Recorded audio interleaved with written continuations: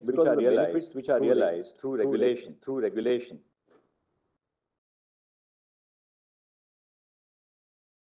If the court finds that a provision is contrary to Part 3 of the Constitution, it shall declare that it is void, or read it down by deleting words in, or adding or substituting to save it from being declared void. If in the present batch of this court holds that Section 4 of the Special Marriage Act is unconstitutional because it is under-inclusive to the extent that it excludes, by implication, marriage between same-sex couples. The court would either strike down Section 4 of the SMA or follow the workability model submitted by the petitioners. If the court follows the first approach, the progressive legislation the SMA would be lost. The SMA was enacted to enable different religions and castes to marry. If the SMA is held void for excluding same-sex couples, it would take India back to the pre-independence era, where two persons of different religions and castes were unable to celebrate love in the form of marriage. Such a judicial verdict would not only have the nation back to the era when it was closed in social inequality and religious intolerance. It would also push the courts between eradicating one form of discrimination and prejudice at the cost of permitting another. If this court takes the second approach and reads words into the provisions of the SMA and provisions of other allied laws such as the Indian Succession Act and Hindu Succession Act, it would in effect be entering into the realm of the legislature. The submissions of the petitioners indicate that this court would be required to read words into numerous provisions of the Special Marriage Act and other allied laws. The court is not equipped to undertake an exercise of such wide amplitude because of its institutional limitations. This court would in effect be redrafting the laws in the garb of reading words into the provisions. It is strike law that judicial legislation is impermissible. We are conscious that the court usually first determine whether if the law is unconstitutional and then proceed to decide on the relief. However, in this case, to determine whether the SMA is unconstitutional because of under-inclusiveness would be futile because of the limitations of this court to grant a remedy. Whether a change should be brought into the legislative regime of the SMA is for Parliament to determine. Parliament has access to varied sources of information and represents in itself a diversity of viewpoints in the polity. The court in the exercise of the power of judicial must be careful not to tread into the legislative domain. It is clarified this court has not adjudicated upon the validity of any laws other than the SMA, the adoption regulations, and the Kara Circular. 153 page correction. The understanding of the Constitution. Then I've said the goal of self-development and what it means to be human. This understanding of the Constitution is substantiated on the reading of Part 4 of the Constitution. To illustrate, Article 38 states that the state shall strive to promote the welfare of people. Then I've referred to Article 42 and Article 47. The Constitution through both positive and negative postulations, inter alia capacitates citizens quest to develop themselves. Such capacity building enables them to achieve their full potential private and the public space and to be happy. The Indian Constitution, unlike say the South African Constitution, does not expressly provide that the Constitution improve the quality of life and free the potential of each person. However, such an understanding can be gleaned from the provisions of Part 3 and Part 4. Thus, one of the purposes of the rights to enable the citizen to attain the goal of self-development.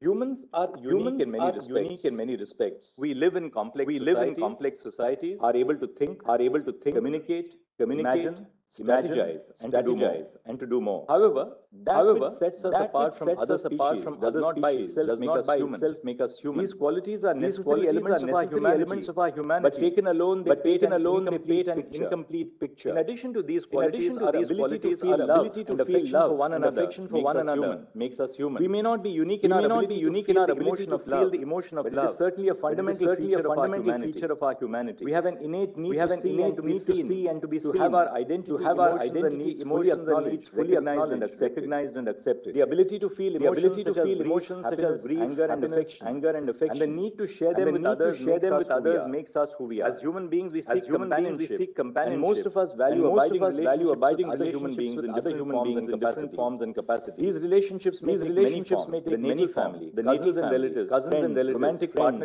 partnerships, mentors or students. Of these, the natal family as well as the family created with one's life partner fundamental groups of society. The need and ability to be a part of a family forms a core component of our humanity. These relationships emotional and spiritual aspects of our humanity are important in and of themselves. Further, they are as important to self-development as the intellectual and eventually financial nourishment we receive through education. Self-development cannot be measured solely in terms of education and financial capabilities. Such a description is to forget what makes us human. It is insufficient if persons have the ability and freedom to form unregulated by the state. For the full enjoyment of such relationships, it is necessary that the state accord recognition to such relationships. Thus, the right to enter into a union includes the right to associate with a partner of one's choice, according recognition to the associate, and ensuring that there is no denial of access to basic goods or services, which is crucial to achieve the goal of self-development. On the other hand, the state would directly infringe upon the freedom when it does not create sufficient space to exercise that freedom. A formal associational status or recognition of the association is necessary for the free and unrestricted exercise of the freedom to form intimate associations. Needless to say, there may be reasonable restrictions on this right. It is necessary for the free and unrestricted, legally valid and binding restrictions. The right to intimate associations must be unrestricted. The state, by not endorsing a form of relationship, encourages certain preferences over others. In a previous segment of this judgment, we have discussed the tangible and benefits of recognizing relationships in the form of marriage. While the tangible benefits of marriage are traceable to the content of law, the intangible benefits are secured merely because the state recognizes the instrument of law. Intangible benefits in the form of expressive advantages exist irrespective of the content of the law. Even if the law does not grant any special material benefits to a relationship, the relationship would still be considered to be legitimate in the eyes of society. The freedom to choose a partner and the freedom to enjoy their society, intangible benefits in the form of expressive components of the right to enter into a union, the content of the law, the freedom of intimate association. Even if the law does not grant any special material benefits to a relationship were to be discriminated, the relationship would still be considered to be real meaning in the eyes of society. The state must recognize the freedom of indirect parts which flow from an abiding relationship of this kind. A failure to recognize such entitlements would result in systemic discrimination against queer couples. Unlike heterosexual couples who may choose to marry, queer couples are not conferred with the right to marry by statute. To remedy this, during the course of the hearing, the Solicitor General of India made a statement that a committee chaired by the Cabinet Secretary will be constituted to set out the rights which will be available to queer couples and unions. The committee shall set out the scope of the benefits which accrue to such couples.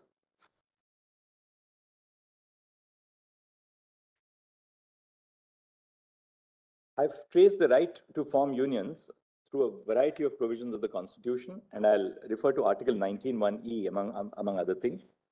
Citizens of India have the right to settle in any part of the territory of India in terms of Article 19(1)(e). They, like all other citizens, may exercise this right in two ways. First, they may build their lives in a place of their choosing in accordance with law, either by themselves or with their partner. They may reside in that place permanently, subject to other reasonable restrictions, including those intended to protect the rights of tribal communities. This right is uniquely significant to persecuted groups, such as queer persons, intercaste couples, or interfaith couples, who migrate from their hometowns to other places in the country, including cities.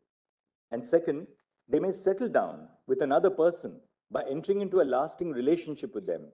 In fact, this mode of the exercise of the right under Article 19(1)(e) is encompassed by the first mode, because to many people, building a life includes choosing their life partner.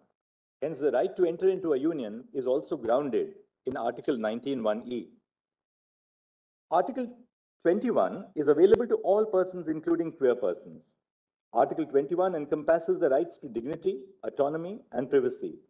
Each of these facets animates the others. It is not possible to speak of the right to enter into a union without also speaking of the right to intimacy, which emanates from these rights. Page 170 note kar do. These rights demand that each individual be free to determine the course of their life as long as their actions are not barred by law.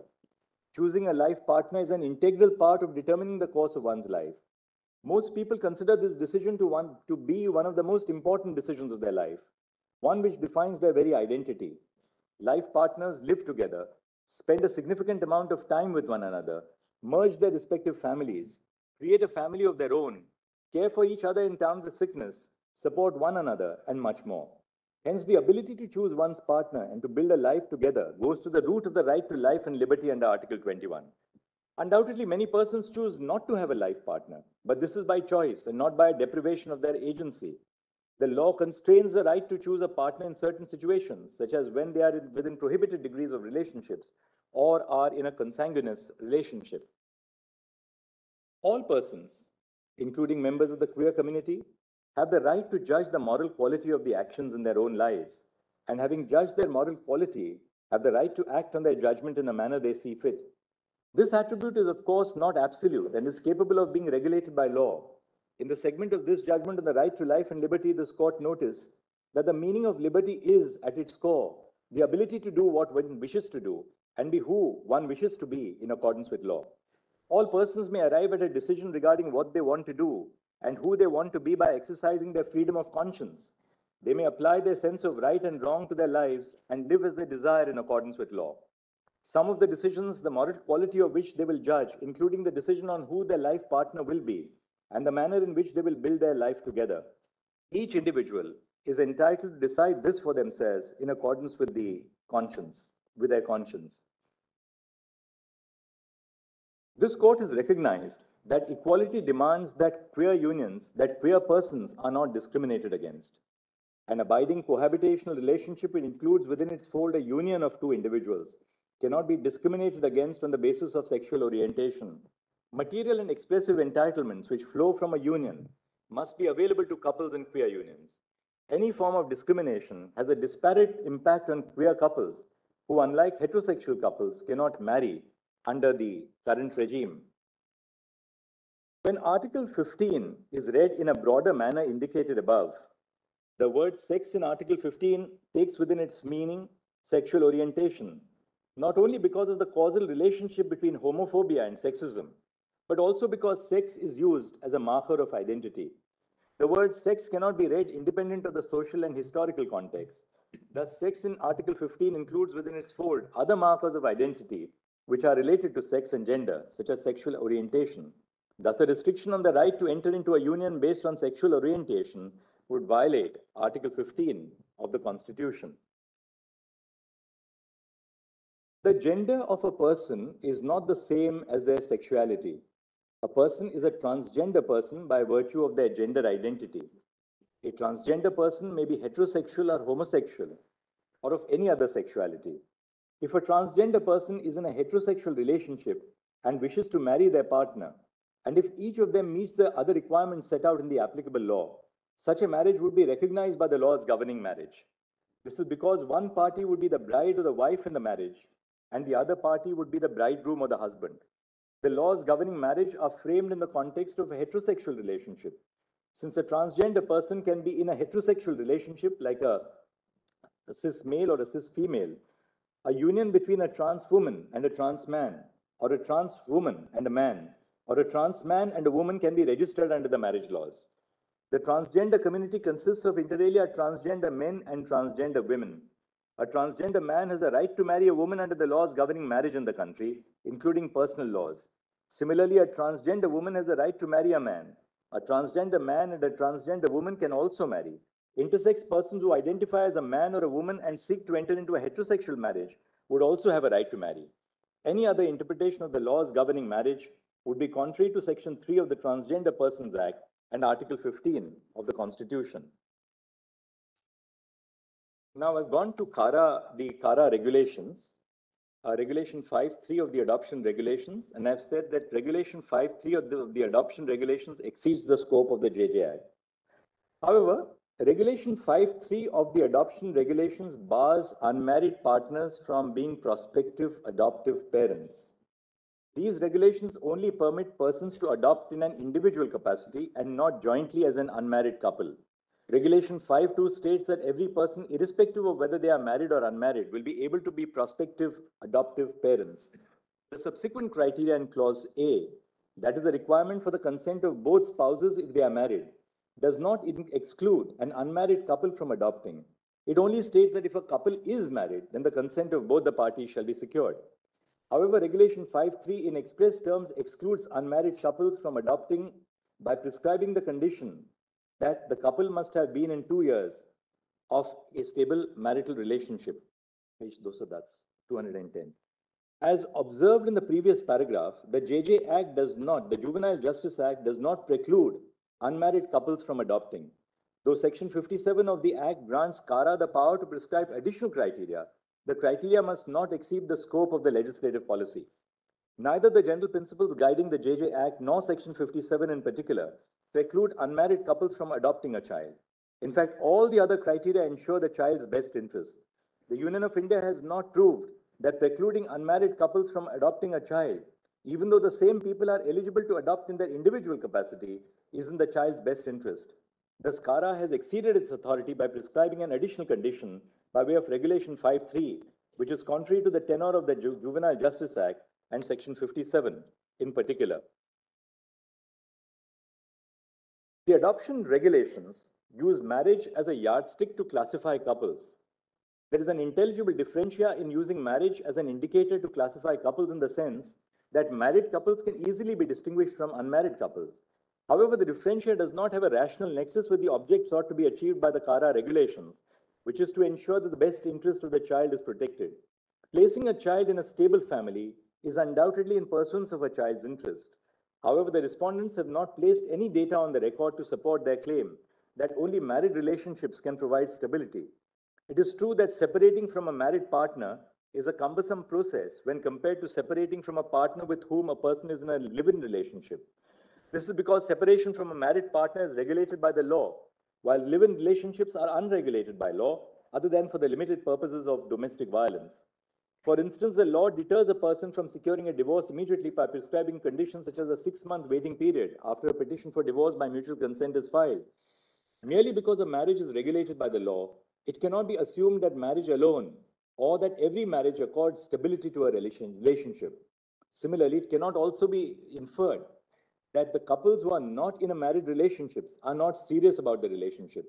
The stability of the household depends on various factors, such as the effort and involvement of the partners in establishing and running a household, creating a safe space at home, creating a healthy work-life balance, and a household where mental, physical, and emotional violence is not inflicted on one another. There is no single form of a stable household. There is no material on the record to prove the claim that only a married heterosexual couple would be able to provide stability to the child. In fact, this court has already recognized the pluralistic values of our Constitution, which guarantee a right to different forms of association.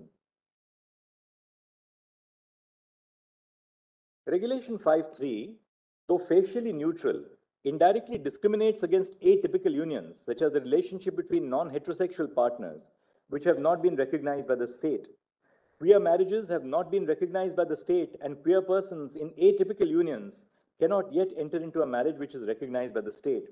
Though the additional criteria prescribed by the adoption regulations would also affect a heterosexual person's eligibility to adopt a child, it would disproportionately affect non-heterosexual couples. This is because the state has not conferred legal recognition to unions between queer persons in the form of marriage. Consequently, an unmarried heterosexual couple who wishes to adopt a child has the adoption of marrying to meet the eligibility criteria for adoption. However, this option is not available to queer couples. When Regulation 5.3 is understood in the light of this position, a queer person who is in a relationship can only adopt in an individual capacity. This exclusion has the effect of reinforcing the disadvantage already faced by the queer community. The law cannot make an assumption about good and bad parenting based on the sexuality of individuals. Such an assumption perpetuates a stereotype based on sexuality that only heterosexuals are good parents and all other parents are bad parents, which is prohibited by Article 15. This assumption is not different from the assumption that individuals of a certain class or caste or religion are better parents. In view of the above observations, the adoption regulation is violative of Article 15 for discriminating against the queer community. According to the adoption regulations, unmarried couples cannot jointly adopt a child, though the additional criteria prescribed by the CARA circular would also affect a heterosexual person's eligibility to adopt a child. It would disproportionately affect non-heterosexual couples. This is because the state has not conferred legal recognition to the unions between queer persons in the form of marriage. Consequently, an unmarried heterosexual couple who wishes to adopt a child has the option of marrying to meet the eligibility criteria for adoption. However, this is not an option for queer couples. When the CARA circular is read in the light of this legal position, a person of the queer community would be forced to choose between their wish to be an adoptive parent and their desire to enter into a partnership with a person they feel love and affinity with. This exclusion has the effect of reinforcing the disadvantage already faced by the queer community. For these reasons and the reasons recorded in section D so and so, the CARA circular is violative of Article 15 of the Constitution.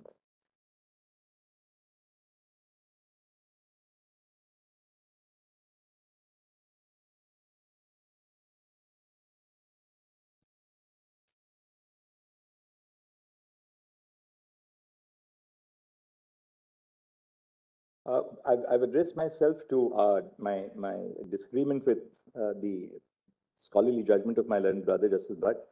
My learned brother relies on the example of Article 19(1)(d) to buttress this point. He states that in the absence of a law which casts a duty on the state to provide transportation through roads, a citizen cannot approach the court and seek the construction of a road to enforce the right to move freely. The opinion of my learned brother fails to have noted the judgment of a three-judge bench of this court in state of Himachal Pradesh versus Umed Ram Sharma. I'll not read the rest of that. Contrary to what is stated in the judgment of Bhatt, the directions in my judgment do not require the state to create a social or legal status or a social institution. The directions are with a view to recognizing the choice that a person makes for themselves when they choose another to be their partner for life. The directions seek to make that choice a meaningful one. Nowhere do they create an institution of any kind. Rather, they give effect to the fundamental rights in Part 3 of the Constitution. This is the mandate of this court under Article 32, which says that the Supreme Court shall have the power to issue directions or orders or writs for the enforcement of any of the rights conferred by this part. No response is forthcoming to my detailed exposition of the scope of the powers of this court under Article 32. In section D1 of my judgment, in fact, Justice Bhatt himself recognized that courts often enable and oblige the state to take measures. My learned brother also arrives at the conclusion that the state is indirectly discriminating against the queer community, but fails to exercise the power vested in this court by Article 32 to alleviate this discrimination in any way. This court is not through judicial diktat creating a legal regime exclusively for persons of the queer community, but merely recognizing the duty of the state to recognize the entitlements flowing from exercising the right to choose a life partner. Page 234.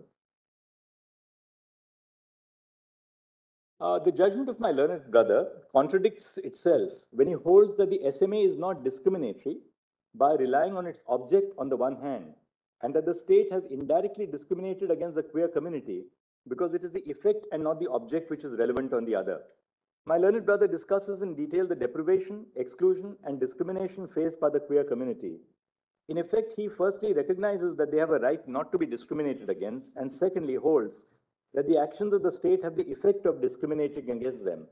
However, he does not take the step which logically flows from such a ruling, which is to pass directions to obviate such discrimination and ensure the realization of the rights of the queer community.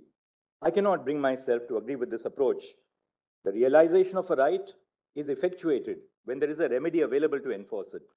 The principle of ubi jus, ibi remedium, that is, an infringement of a right as a remedy, which has been applied in the context of civil law for centuries, cannot be ignored in the constitutional context. Absent the grant of remedies, the formulation of doctrines is no more than judicial platitudes. In view of the deeming fiction created by Section 12 of the Hindu Adoptions and Maintenance Act 1956 and Section 63 of the JJ Act, an adopted child is a legitimate child of the adopting couple. The manner of determination of legitimacy prescribed by Section 112 of the Indian Evidence Act shall not apply in view of the deeming fiction created by Section 12 of the Hindu Adoptions and Maintenance Act and Section 63 of the JJ Act. Thus, all the benefits which are available under the law to a legitimate child who has been validly adopted of a married couple will equally be available to the legitimate child of an unmarried couple. For example, Section 20 of the Hindu Adoptions Act, which provides that a Hindu is to maintain their children, does not make any distinction between a legitimate child of a married and unmarried couple. Similarly, succession law in India does not differentiate between the child of a married and unmarried couple if the child has been adopted by following the due process of law. Further, the breakdown of the relationship of an unmarried couple will not lead to a change in applicable law because the child will continue to be a legitimate child even after the breakdown of the relationship. It is therefore unclear what the disastrous consequences referred to are.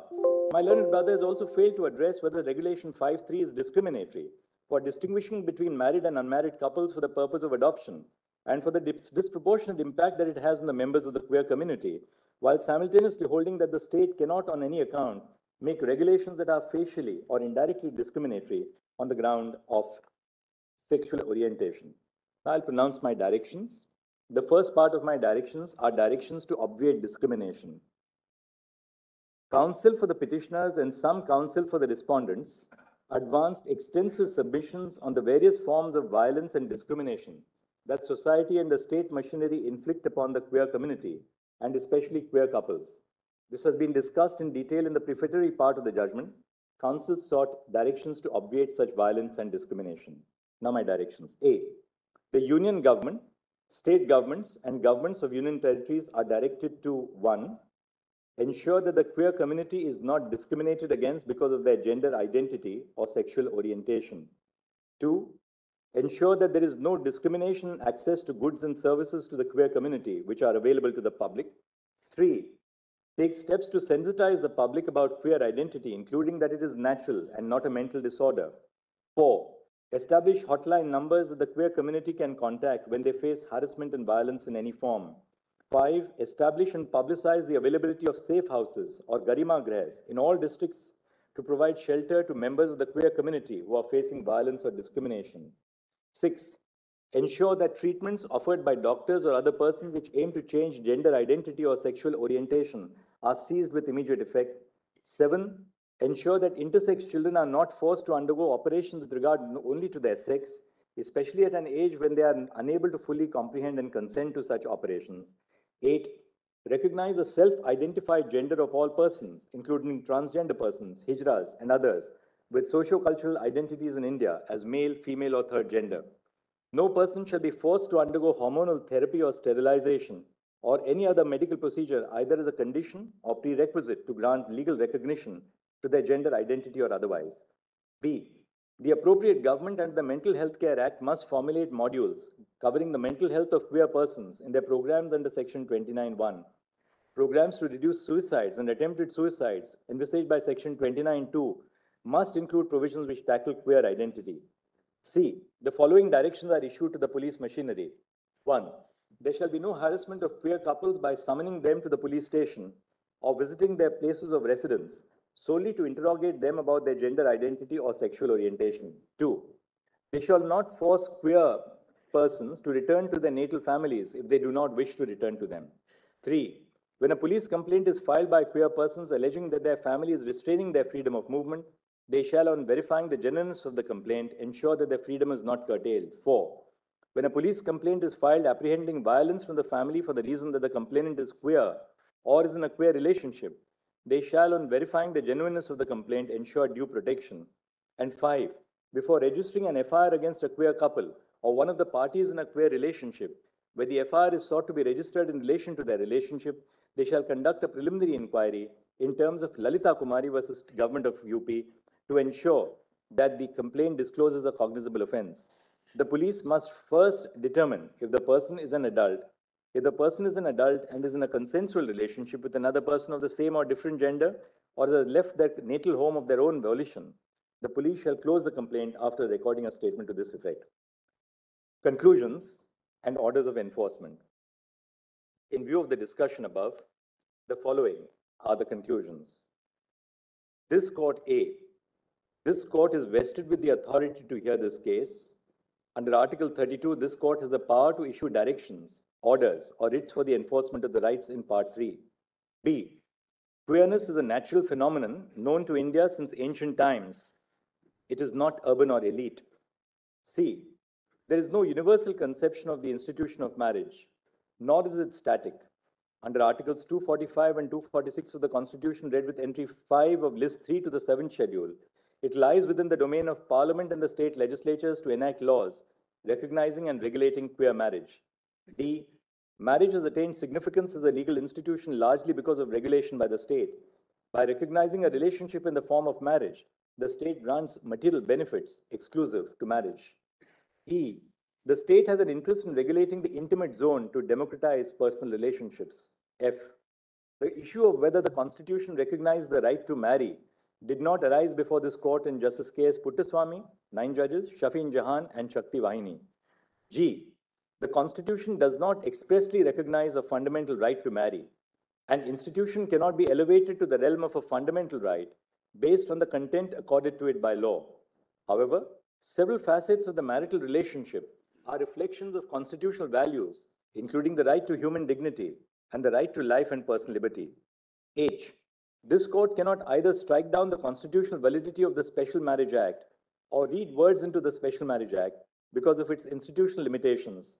This court cannot read words into the provisions of the SMA and provisions of other laws, allied laws, such as the Indian Succession Act and the Hindu Succession Act, because that would amount to judicial legislation. The court, in the exercise of the power of judicial review, must steer clear of matters, particularly those impinging on policy, which fall within the legislative domain. I.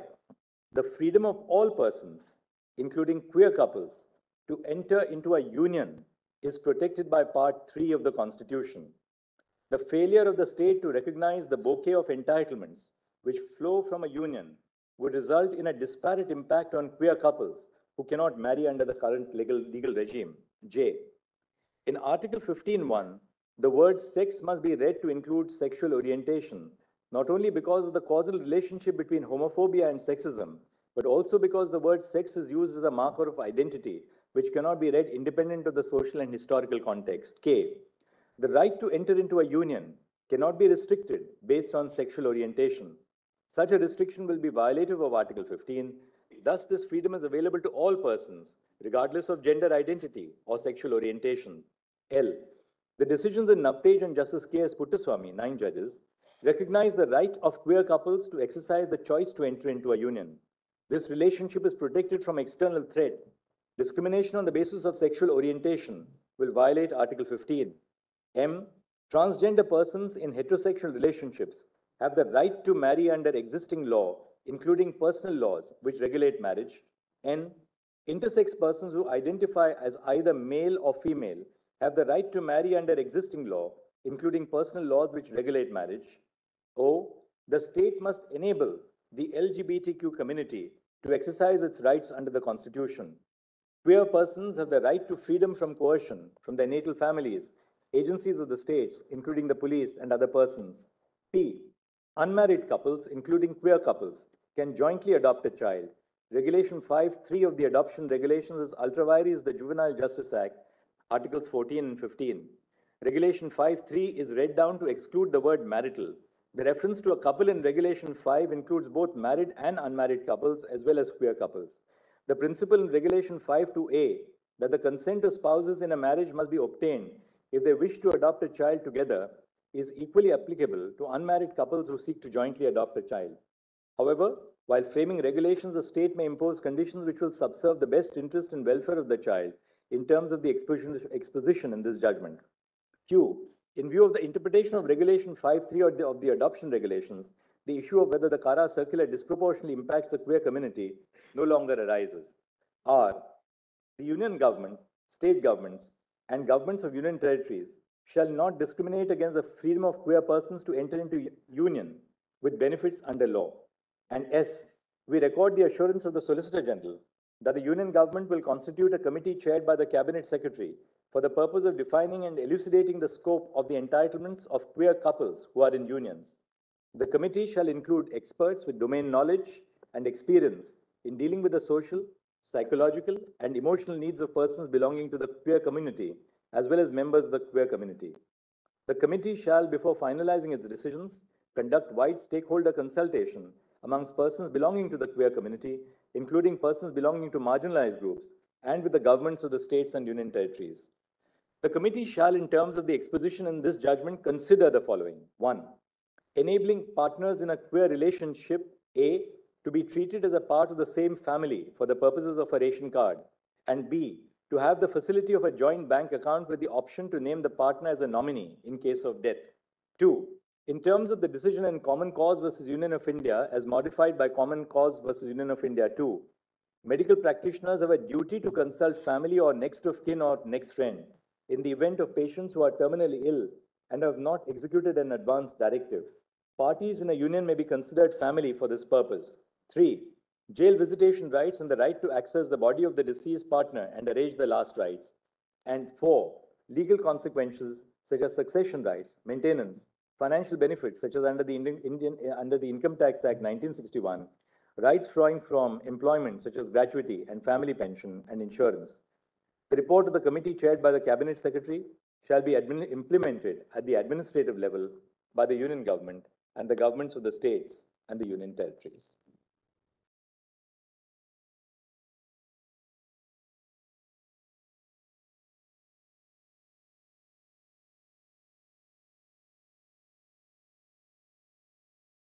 This is what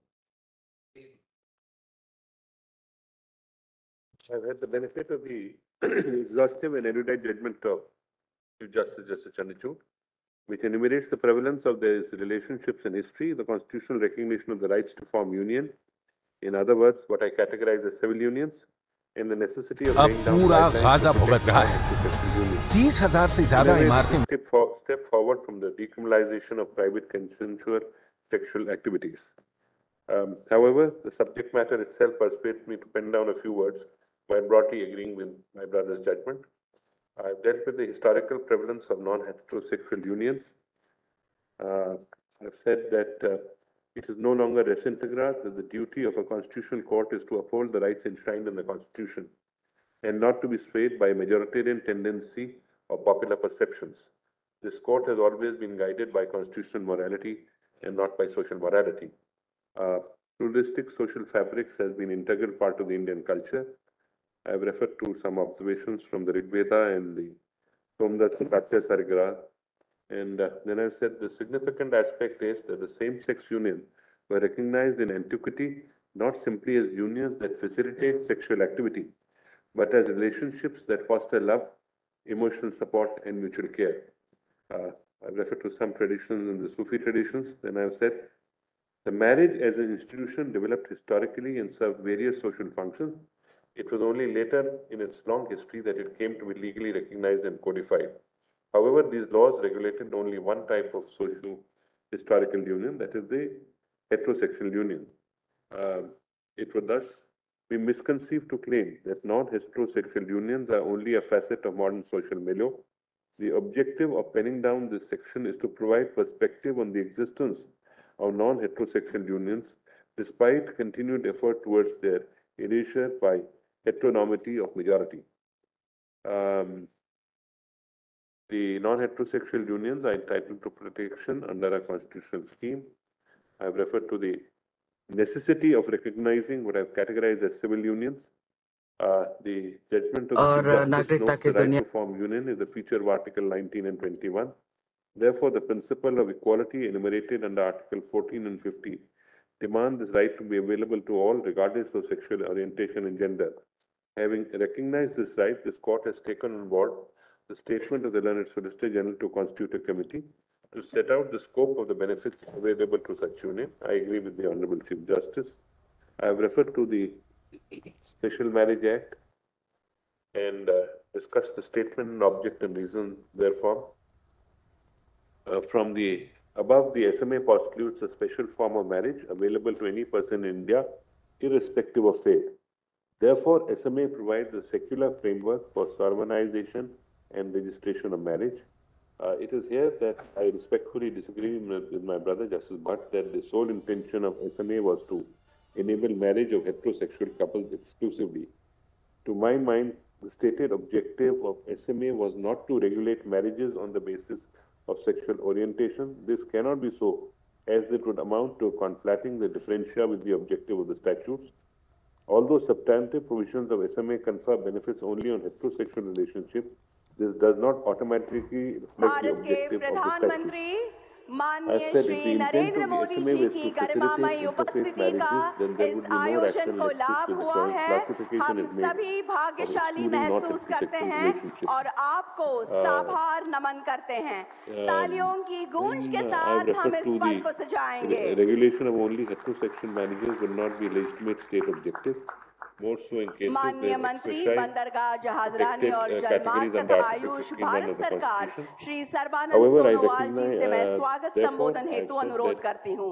This was so the SMA would be violative of Article 14. However, I recognize that there are multifarious interpretative difficulties in reading the SMA to include marriage between non-heterosexual relationships. These have been enumerated in a significant detail in the opinions of both the Honorable Chief Justice and Justice Bhatt. I also agree that the entitlements devolving from marriage are spread across the proverbial spider web of legislations and regulations.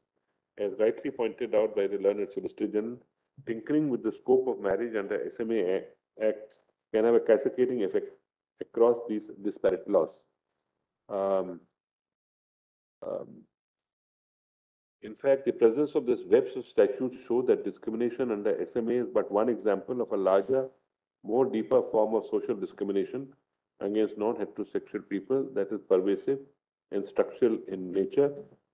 Ordinarily, such an intensive form of discrimination should require keener and more intensive judicial scrutiny, but then that's the statute. And I say non-heterosexual unions and heterosexual unions marriages ought to be considered as two sides of the same coin, both in terms of recognition and consequential benefits. The only deficiency at present is the absence of a suitable regulatory framework for such unions. I refer to Navtej's view. I believe this movement presents an opportunity of reckoning with this historical injustice and casts a collective duty upon all constitutional institutions to take affirmative steps to remedy the discrimination. The next step in due course would be to create an edifice of governance that would give meaningful realization to the rights to enter into the union, whether termed as marriage or as unions. Then I referred to the interpreting statutes using constitutional principles. As noted above, the benefits pertaining to marriage are spread across several incidental legislation and regulations. These statutes presently do not explicitly extend to civil unions. However, now that we have recognized the right to enter into civil union, such statutes must be read in a manner to give effect to this right, together with the principles of equality and non-discrimination under Article 14 and 15. In other words, statutory interpretations must be in consonance with constitutional principles that are enumerated by this court. Needless to say, this should not detract from the committee's task of ironing out the nitty-gritties of the entitlement of civil union. This exercise is necessary to foster a greater coherence within the legal system as a whole, both inter the statutes and between statutes and the Constitution. I have referred to some views from how the German courts and South African courts have dealt with these issues. Good morning to you all. Then I have referred to With the deep sense of interpretation on the issue of public policy.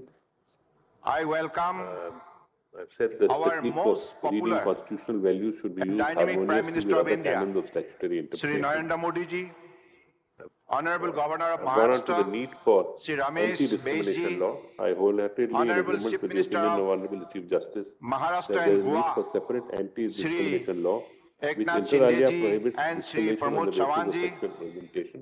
Honorable Presently, there are Minister several laws that have of anti-discrimination State for aspects. Port Shipping Waterways, However, they are Sripat fragmented and may Nayak fail ji, to Santanu capture the Thakur ji, multitudious forms of discrimination. esteemed Honorable Minister Another from compelling reason for a law Global that places the Maritime horizontal Nation, duty of anti-discrimination State is Ministers, provided by the spirit of MPs, Article 15, MLAs, which prohibits distinguished guests, discrimination both by the delegates, state Speaker, and private all actors. participants, industry leaders, My organizers at suggestions this for August anti-discrimination gathering, law are as follows. marking First, the such opening laws of should the recognize third edition of discrimination in an Global intersectional manner. Maritime India This is Summit to say, in assessing any 2023 instance in of the historic discrimination, maritime the city court of cannot confine Mumbai. itself to a singular form of We are discrimination.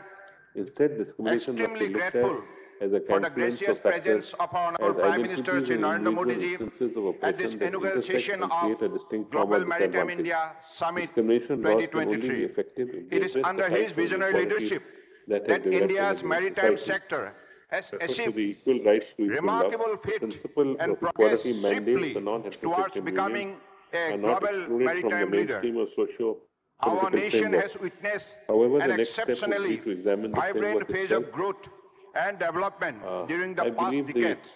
We recognition have of remained non-heterosexual union can steadfastly challenge committed to the culturally guiding ordained gender principle roles even in of heterosexual relationships. perform, I've given some reform, examples and of which need transform, not read there. You can see creating it. a In dynamic a shift non-heterosexual in India's union, duties, obligations are socio-economic primarily landscape. dictated by cultural order From and the gender 10th norms.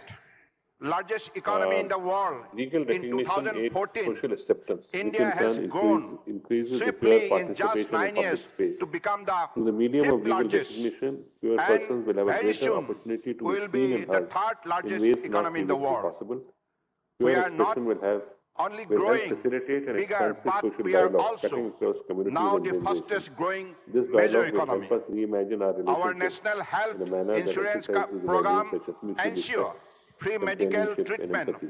for Conclusion. about Is this 500 end million where people. we have arrived? The Nearly answer must be 500 an million emphatic no. people benefited from Legal world's recognition largest of financial non-heterosexual inclusion unions drive, represent a by step which towards the marriage equality. we At the took same time, banking marriage is to not the an end itself. unbanked.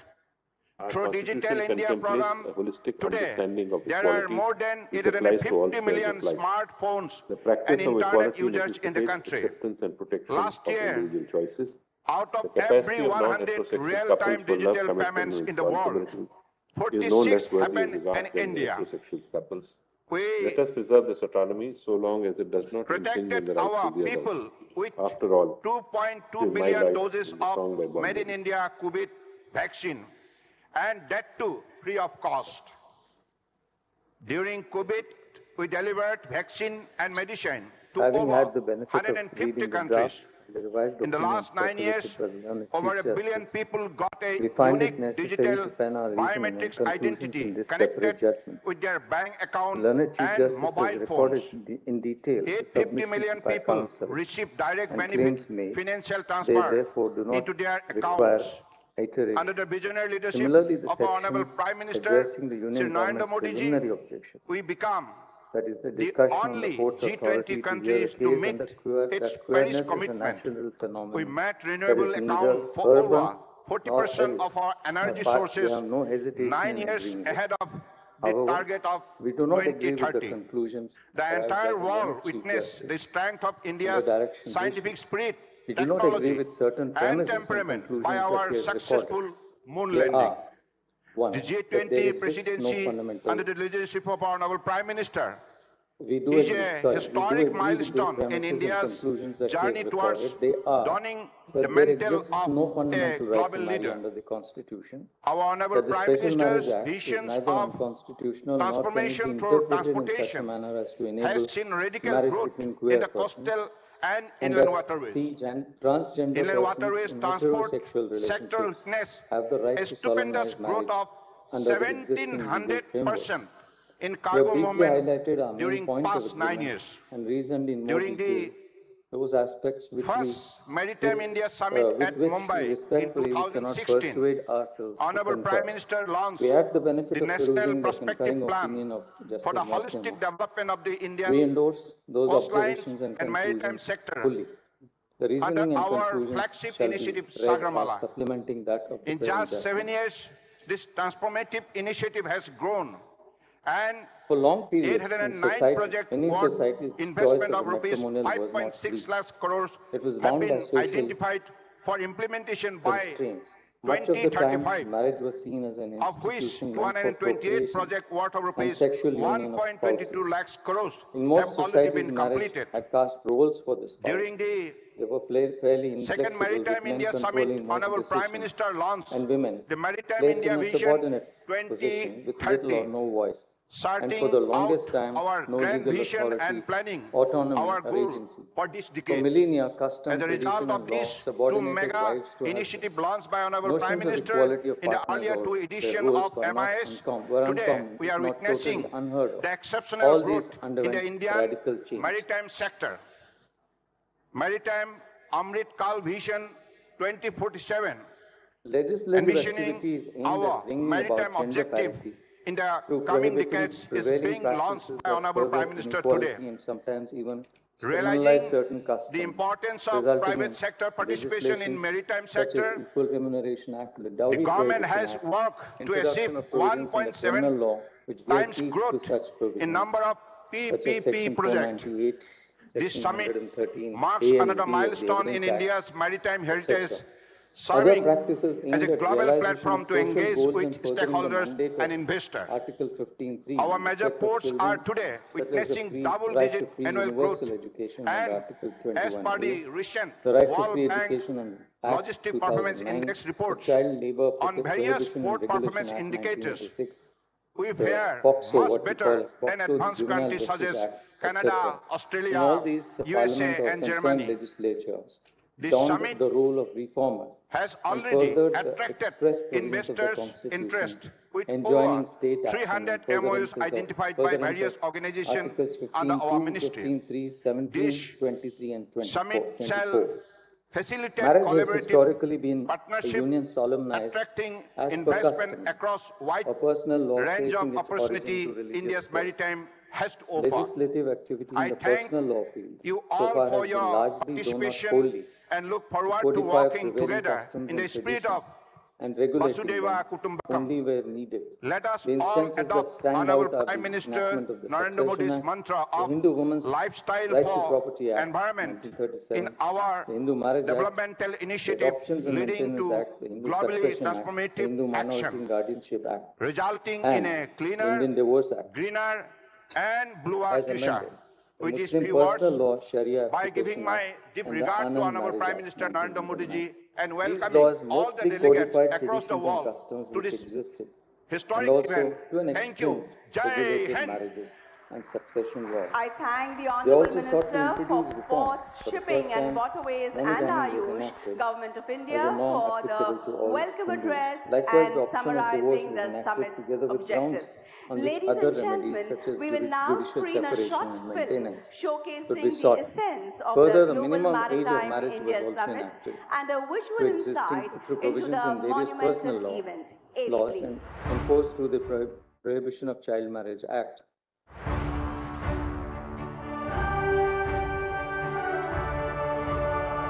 Thus seen that two kinds of legislations have regulated marriage. The first, like SMA, HM, 30 the Hindu shipyards, Disabilities Renewal Act, and the Hindu Widows 12 Remarriage Act, major removed and barriers 200 other and ports, enabled exercise of dotted meaningful along a choice, picturesque especially coastline to spanning women. more than The second kind of 7,500 laws kilometers. are those which enacted restrictive This guidelines, is India, essentially to further an orderly amongst society the or largest to protect maritime women. countries in the Define world. minimum age for marriage. Child Welcome marriage, to the restraint, Global marriage of Maritime individuals India within Summit prohibited degrees of 2023. relationships, etc. Whereas some Namaste. restrictions in a sense codified and recognized Welcome to an ocean existing of customs, opportunities. such as being enacted by Under the enacting visionary prohibited leadership degrees of of Prime relationships, Minister the Narendra rule Modi, against the insanity, Indian maritime sector rules enabling has seen an declaration of explosive nullity or growth in the divorce on previous ground decade. others were meant to further Port interests of women capacity and has children. doubled. Cargo handling through inland Such waterways reforming and has quadrupled. codification, however, did not cover the Seafarers have entire increased field. by For instance, in the field 121%. of succession and inheritance, While Hindu the Succession Act enacts operationalization of only certain public-private broad partnership features, leaving projects untouched the has rights of increased various by communities and sections of 150%. Hindus to work out their rights in succession to Port joint family and development co-personary property. और port And let this development को unwritten लेकर codified जो law काम हो is रहा है enforced not only in उससे regard to देश को inheritance but also in the नई field of ताकत मिल taxation. रही है। Likewise, the law accommodates and accords primacy to GMIS customs. 2023 brings together over Similarly, 70 plus Also nations, recognizes customary maritime divorce amongst stakeholders from Hindus. across the world, Neither with the Indian Hindu coastal Marriage Act states nor and the Hindu union Succession territories Act as partners. apply to members of Together, tribal communities. we will connect, converge and collaborate on a The latest- single In transformative fact, platform. in the latest three In judgments the past decision, editions, in GMIS Revanasi has Daffa witnessed versus wide Mallikarjuna, global this court participation clarified with that investment with the enactment decisions of Section worth 16 4.5 lakh crore HMA, rupees. the legitimacy Leading to conferred iconic upon children initiatives born of like the void or voidable Sagarmala marriages project and would be that Maritime they are India entitled Vision only to a share 2030. in their parents' property, This year, but cannot claim it GMIS of in their own Mumbai right is as a poised to break consequence new of which ground. they cannot seek partition during the lifetime of their 300 plus parents. MOUs The worth court more than also held that they 7.2 cannot lakh claim any crores rights to other be than what exchanged. was expressly provided for. And Thus, investable uncodified law and projects custom worth was 1.7 lakh crore rupees to be showcased. This The role is a of the grand legislature has opportunity been to act to as be a part of a codifier global and CEO in many forum, instances not 31 enact or conference codify sessions existing covering various customs or themes. practices, All of these and much more and wherever await necessary you in an intervene in exhibition furtherance area of Articles spread over 14 and 8,000 plus 15(3) square to meters. enact laws. Parliament has intervened and Immerse yourself facilitated in creation India's of blue social economy status, this is marriage through and SMA, catch a glimpse and of enabled the future creation of the possibilities. institution of adoption, which was available Together, amongst only let's certain navigate communities. towards a brighter, These and more other sustainable legislative interventions maritime are the future. result of the state interest in reforms or furthering the interests of given communities or persons. Was For GMIS these in a reasons, we do nutshell not for all of particularly us. subscribe to और the अब समय है characterization माननीय of प्रधानमंत्री जी के कार्यक्रमों द्वारा democratizing 4 intimate zones परियोजनाओं के as discussed in लोकार्पण, the learned Chief शिलान्यास, Justice's opinion. लॉन्च तथा These राष्ट्र के outcomes were नाम driven by समर्पण का enacted law. सबसे पहले Furthermore, there was state interest which 18,800 impelled crore रुपए के मूल्य की regulation of such परियोजनाओं का relationships, as for लोकार्पण, instance, रिमोट का बटन ensuring that दबाकर minimum ई फलक का marriage अनावरण age करने for की girls. विनती मैं माननीय Likewise, there is प्रधानमंत्री जी state से interest करती in हूँ। regulating what kind of relationships, that is prohibited degrees of relationships, should be enacted as disqualifications to marriage.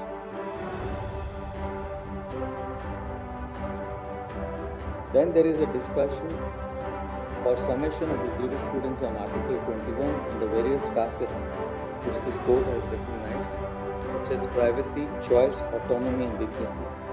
Then we move on. The court's intervention Today, in oft-cited Honorable Prime decisions on Minister behalf Shri of the Narendra petitioners Modi has been to protect has citizens dedicated, or those inaugurated approaching and them laid foundation against threats stone of violence. of 21 The instances are projects Shakti worth Vahini, Lata Singh, 18,800 Shafin crore Jahan, rupees. Lakshmi Bai Here's a Chandra, glimpse into some of etc. them. These decisions were based on the Haridaspur state's Paradip duty to rail protect line. citizens.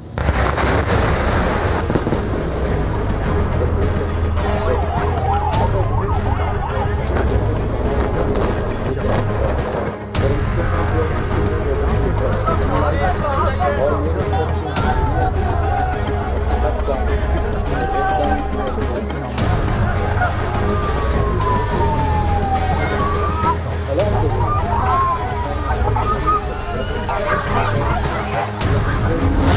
बदल देंगे Israel का नक्शा, Hezbollah Iran की कसम।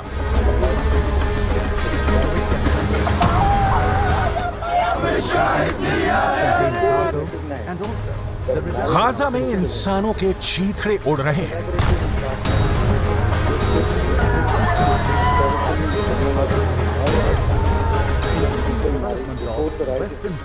Gaza में इंसानों का नरसंहार हो रहा है।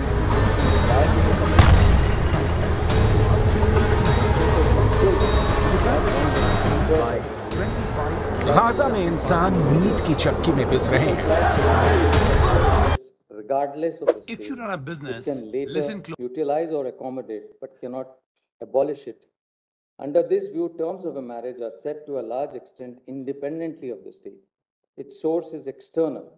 That source defines the boundaries of marriage. This implies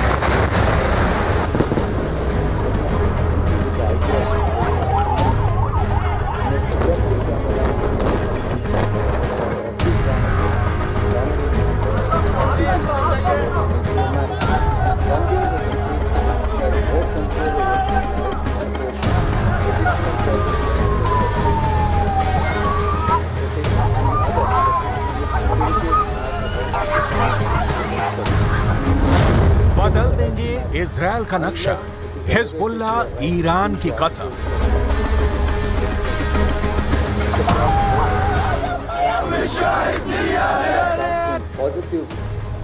Gaza में इंसानों के चीथड़े उड़ रहे हैं।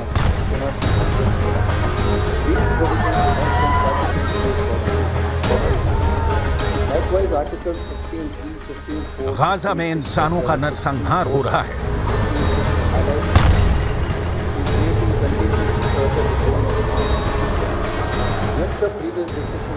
गाजा में इंसान मीट की चक्की में पिस रहे हैं।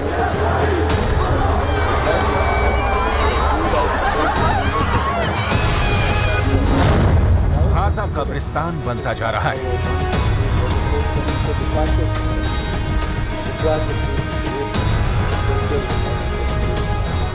7 अक्टूबर के बाद से गाजा की जमीन जहन्नुम बन चुकी है।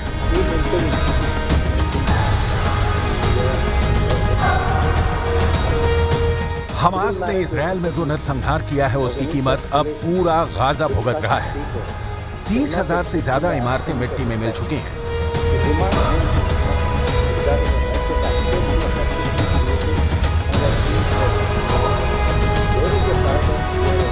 10,000 के करीब लोग इस युद्ध में घायल हो चुके हैं।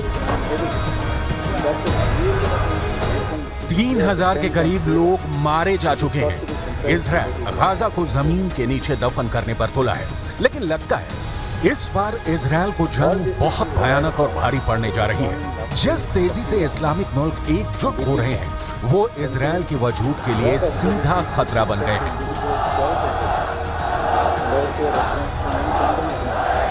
साथ ही हम आपको ये भी बताएंगे कि ईरान, हिजबुल्ला और हमास तीनों मिलकर कैसे इजरायली सेना को गाजा की जमीन पर दफन करने का प्लान बना रहे हैं। इजरायल में आएगा जलजला, ईरान का महायुद्ध शुरू।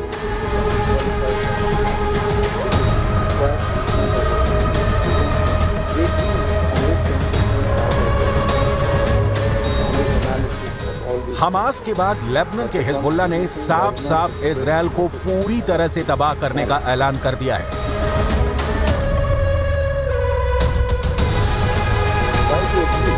लेकिन अब जो होने जा रहा है वो वाकई बेहद खूनी होने वाला है। ईरान ने हमास के टॉप लीडर से मुलाकात करके इजरायल को साफ बता दिया है कि अगर इजरायल सोच रहा है कि वो मिडिल ईस्ट का नक्शा बदल देगा, तो फिर अब ईरान इजरायल को मिडिल ईस्ट की जमीन से मिटा देगा। ईरान ने इजरायल को खुली धमकी दी है कि इजरायल में ईरान ऐसा जलजला लाने जा रहा है जिसकी कल्पना ना तो नेतन्याहू ने की है, ना मोसाद ने और ना ही इजरायल की IDF ने।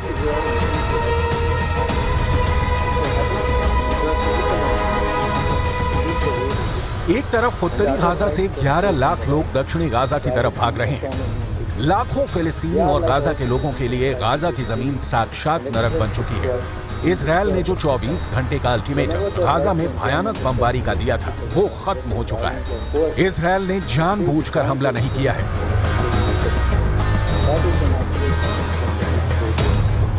लेकिन इधर हमास के टॉप कमांडर इस्माइल हानिया ईरान के साथ मिलकर इजरायल से लंबे युद्ध की जबरदस्त तैयारी कर रहे हैं। जरा इन तस्वीरों को देखिए।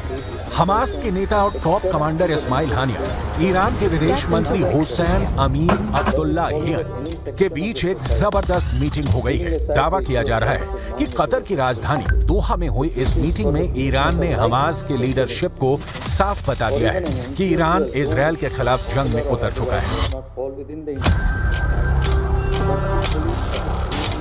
अब ईरान की बेतहाशा सैन्य ताकत हमास की ताकत बन गई है। यानी गाजा में अब इजरायल को सिर्फ हमास से नहीं बल्कि ईरान की सेना, लेबनान के हिजबुल्ला लड़ाकों और हमास के सुरंग जिहादियों से जंग करनी पड़ेगी। देखिए ईरान के विदेश मंत्री हुसैन अमीर अब्दुल्लाहियन ने इजरायल को क्या धमकी दी है। बदल देंगे इजरायल का नक्शा, हिजबुल्ला ईरान की कसम। इजरायल से गाजा में तुरंत हमले रोकने को कहा है। ईरान के विदेश मंत्री ने साफ धमकी दी है कि अगर गाजा में हमले नहीं रोके तो फिर इजरायल में जलजला आ जाएगा। ईरान के विदेश मंत्री ने साफ संकेत दिए हैं कि अब ईरान इजरायल के खिलाफ युद्ध में कूद पड़ा है। ईरान ने आह्वान करते हुए धमकी दी है कि अगर हिजबुल्ला लड़ाई में शामिल हुआ तो युद्ध मध्य पूर्व के अन्य हिस्सों में फैल सकता है। उन्होंने कहा कि अगर ऐसा हुआ तो फिर इजरायल में जलजला आ जाएगा। कतर की राजधानी दोहा में हमास के कमांडर के हानिया से मुलाकात के बाद ईरान ने जंग का रुख ही बदलना शुरू कर दिया है। طبعا دریافتم که با توجه به سناریوهایی در مقابل حزب الله هر گونه اقدامی یک زلزله بزرگ علیه صهیونیست‌ها خواهد بود.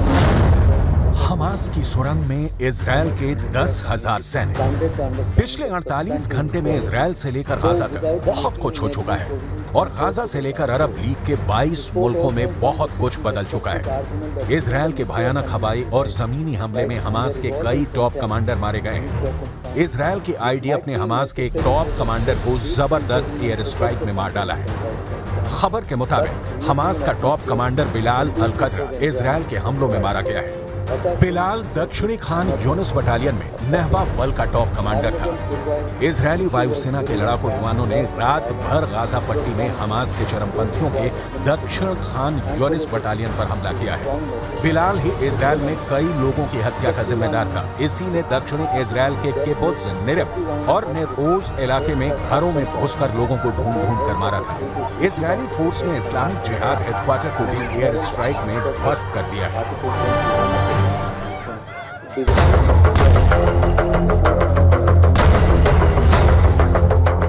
इजरायल डिफेंस फोर्सेस के बयान के मुताबिक आईडीएफ ने जियतुल, खान यूनुस और पश्चिम जाबलिया के पड़ोस में 100 से अधिक हमास ठिकानों पर हमला किया। इतना ही नहीं, हमास के उन ऑपरेशनल अड्डों को भी निशाना बनाया गया जहां से आतंकी इजरायल के खिलाफ हमला कर रहे हैं।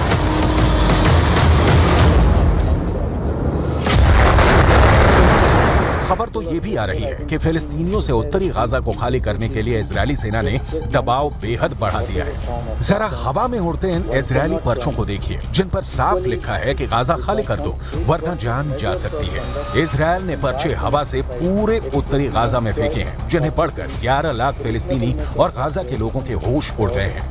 उत्तर से दक्षिण गाजा की तरफ भागने के लिए लोगों का तांता लगा हुआ है, लेकिन हमास उत्तरी गाजा से लोगों को भागने नहीं दे रहा है। उन्हें इजरायली हमलों के खिलाफ मानव ढाल बना रहा है। रिपोर्ट आ रही है हमास ने उन इलाकों से निवासियों को दक्षिण गाजा की तरफ भागने से जबरन रोक रहा है। दावा किया जा रहा है उत्तरी गाजा में एक फिलिस्तीनी नागरिक ने बताया कि हाल के दिनों में आम नागरिकों की वेशभूषा में हमास के लड़ाके उत्तरी गाजा की गलियों में घूम रहे हैं और लोगों को उत्तरी गाजा से भागने नहीं दे रहे हैं।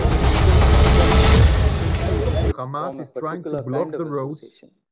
He's calling my calls fake.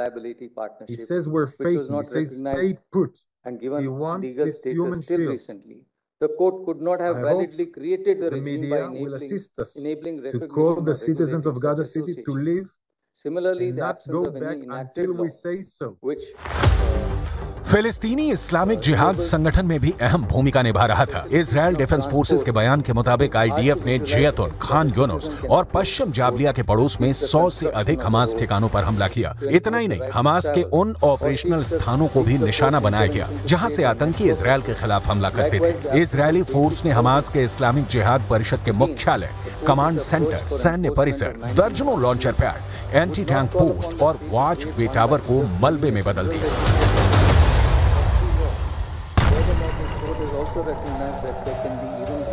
इधर दूसरी तरफ गाजा में भयानक गदर मचा हुआ है। ईरान के साथ मिलकर हमास और हिजबुल्लाह के लड़ाकों ने इजरायल के दक्षिण और उत्तर के इलाकों पर रॉकेट और मिसाइलों से हमले तेज कर दिए हैं। लेबनान की तरफ से हिजबुल्लाह ने इजरायल पर हमले तेज कर दिए हैं। हिजबुल्लाह ने एक वीडियो जारी किया है जिसमें हिजबुल्लाह के लड़ाके इजरायली सेना के अड्डों पर भीषण रॉकेट और मिसाइल अटैक कर रहे हैं।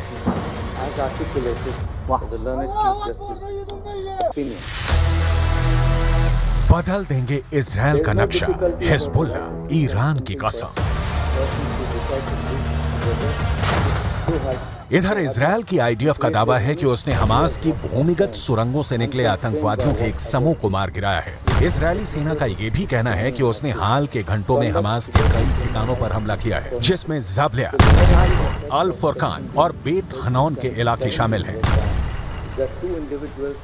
गाजा और वेस्ट बैंक में इजरायल के भीषण हमले में हमास के अब तक 5000 से ज्यादा अड्डे तबाह हो चुके हैं, जबकि 800 के करीब रॉकेट लॉन्चर सिस्टम भी इजरायल ने तबाह कर दिए हैं।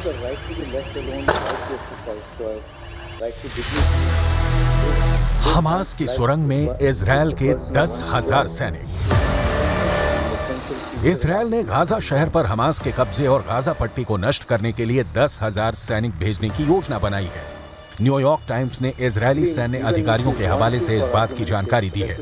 रिपोर्ट में कहा गया है कि यह आक्रमण 2006 के दूसरे लेबनान युद्ध के बाद सबसे बड़ा होगा और आईडीएफ कम से कम अस्थायी रूप से गाजा के कुछ हिस्सों पर कब्जा करने का प्रयास करेगा। प्रधानमंत्री बेंयामिन नेतन्याहू ने गाजा पट्टी के बाहर इजरायली सैनिकों से कहा, आप अगले चरण के लिए तैयार हैं, अगला चरण आ रहा है। कुल मिलाकर पूरे गाजा में अब इजरायल के खिलाफ ईरान, हिजबुल्लाह और लेबनान खुलकर जंग के मैदान में आ चुके हैं। अब देखना होगा कि इजरायल उत्तरी गाजा पर कब और कितना बड़ा हमला करता है। और जवाब में ईरान, लेबनान और हिजबुल्ला इजराइल से जंग कैसे जीतते हैं। This will entail fashioning a regime of state registration of marriage between queer couples, the conditions for a valid and matrimonial relationship amongst them, spelling out eligibility conditions such as minimum age, relationships which fall within prohibited degrees, grounds for divorce, right to maintenance, alimony, etc. The learned chief, as a result, with due respect, we are unable to agree with the conclusions of the learned Chief Justice with respect to tracing the right to enter into or form unions from the right of freedom of speech and expression, the right to form associations, along with right to any other corresponding positive obligation. It is reiterated that all queer couples have the right to relationship and choice of partner, right of cohabitation as an integral part of choice linked to their privacy and dignity. Any further discussion on the rights which consenting partners may exercise is unnecessary. No one has contested that two queer couples have the rights enumerated under Articles 19(1)A, C, and D, or even the right to conscience under Article 25. The elaboration of these rights to say that the exercise of choice to such relationships renders these meaningful, and that the state is obligated to recognize a bouquet of entitlements which flow from such abiding relationship of this kind is not called for. We therefore respectfully disagree with that part of the learned Chief Justice's reasoning, which forms the basis for some of the final conclusions and directions recorded in his judgment.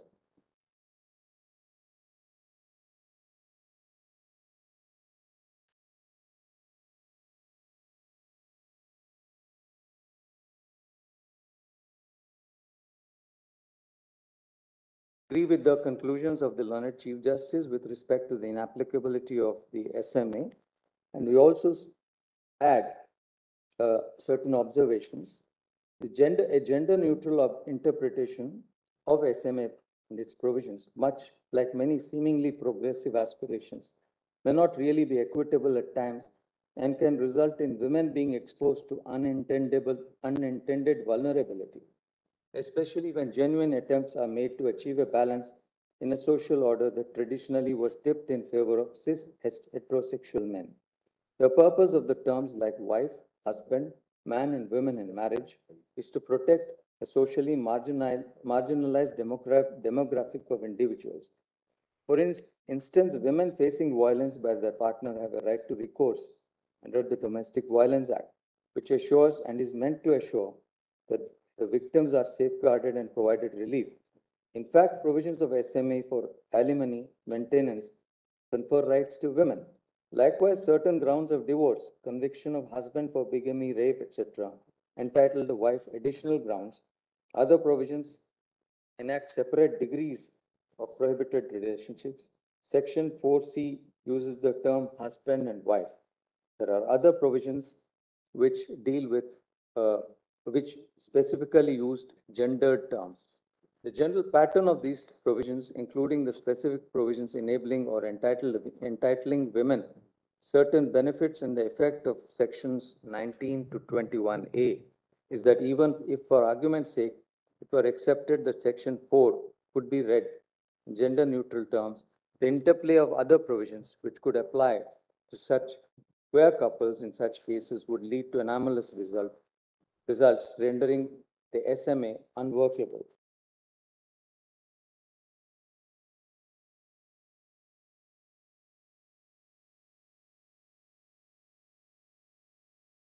It is important. Now there's a section that deals with the discriminatory impact on queer couples.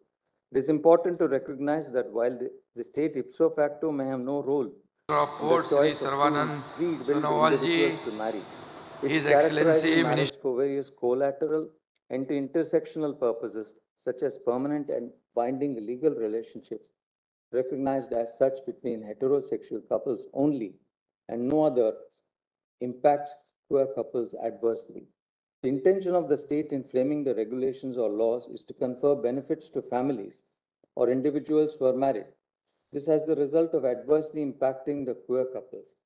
By recognizing heterosexual couples union and cohabitation as marriages in various laws and regulations, as in employment or nominations in pension, provident fund, gratuity, life and personal accident insurance policies for credit, particularly joint loans to both spouses based on their total earning capacity for purposes of receiving compensation in the event of total accidents, to name a few, and not providing for His Excellency Minister results in their exclusion. Majovini, His Excellency Minister Nirmal, Minister Sripal D. Silva, Sripal Naik ji, Shantanu ji, सभी TK. Ramachandra ji, Rajiv Jalota ji, Sanjay Sethi ji, all stakeholders and ladies and gentlemen. It is a great pleasure to be here and to welcome you at Global Maritime India Summit.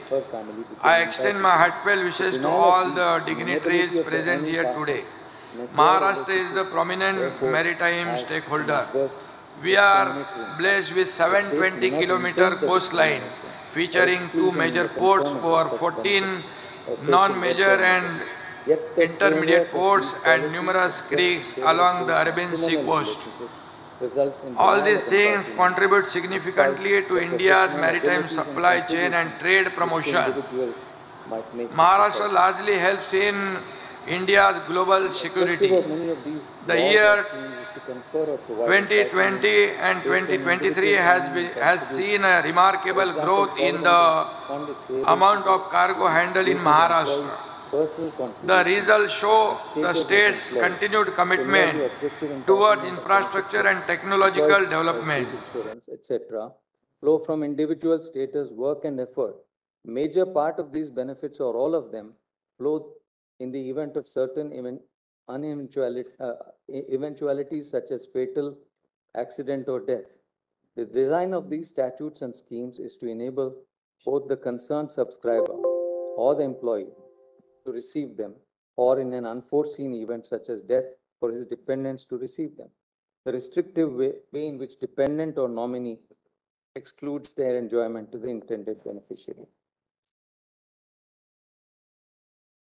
Addressing all these aspects and concerns means considering a range of policy choices and involving multiplicity of legislative architecture governing the regulations guided by diverse interests and concerns, many of them possibly coalescing. On 3rd of May 2023, during the course of the hearing, the learned Solicitor General, upon instructions, had expressed the Union's position that a high-powered committee headed by the Union Cabinet Secretary would be formed to undertake a comprehensive examination to consider such impacts and make suitable recommendations in that regard. So we proceed to agree with the learned Chief Justice's conclusions with regard to the right of transgender persons in heterosexual relations to marry under existing laws. On the issue of adoption, we express our disagreement and voice our concerns in the following manner.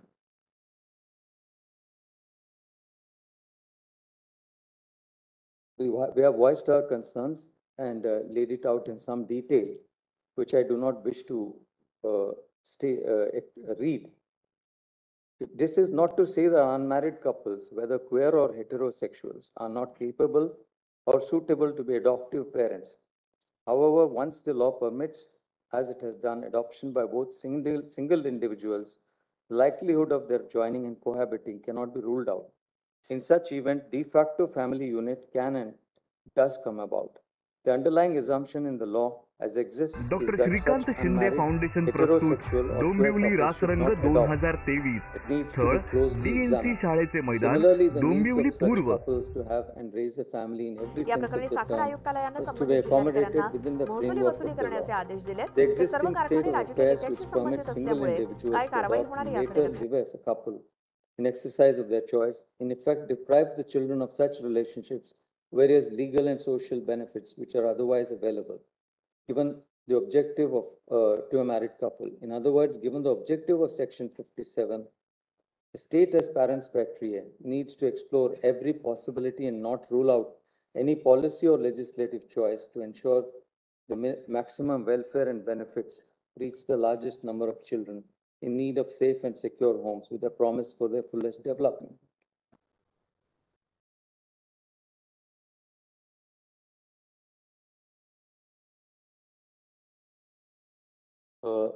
response to the learned Chief Justice's comments on our draft, which I propose to read, part of which I propose to read.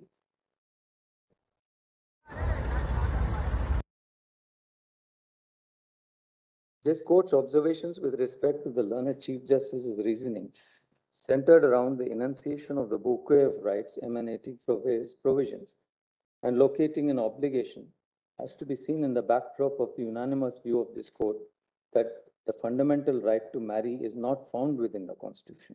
Therefore, it is our considered opinion that to create an overarching obligation upon the state to facilitate through policies the fuller enjoyment of rights under Articles 19 and 25 is not rooted in any past decision or jurisprudence. That queer couples have the right to exercise their choice, cohabit and live without disturbance is incontestable.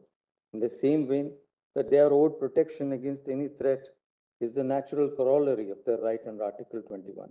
Consider in this context also the nature of relief sought and the positive obligation fashioned.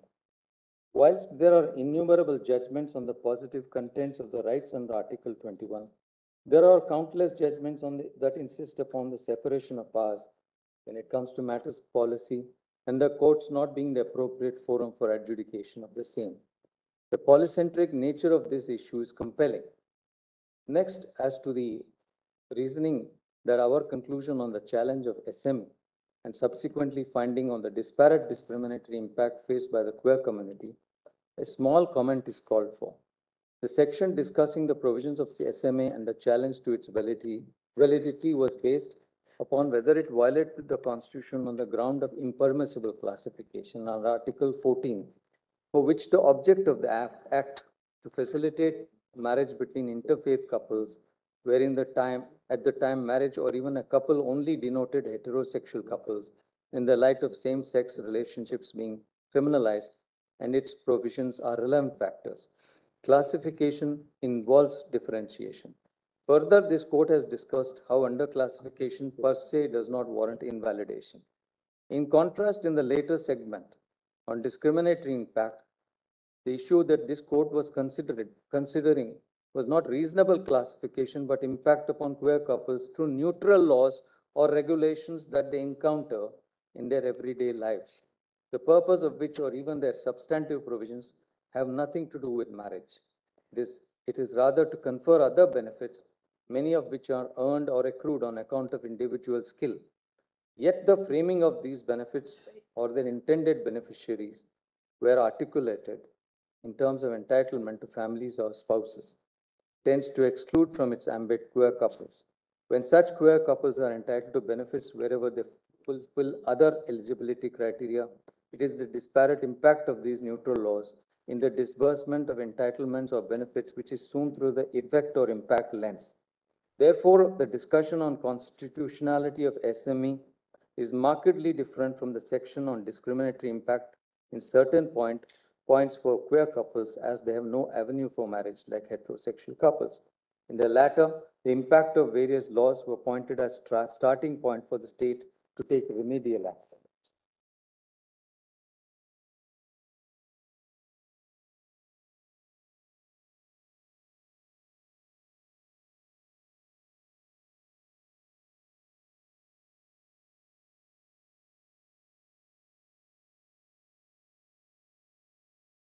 Be sorely mistaken if we presume what the queer community in all its diversity seeks and lays it out as a formaic framework.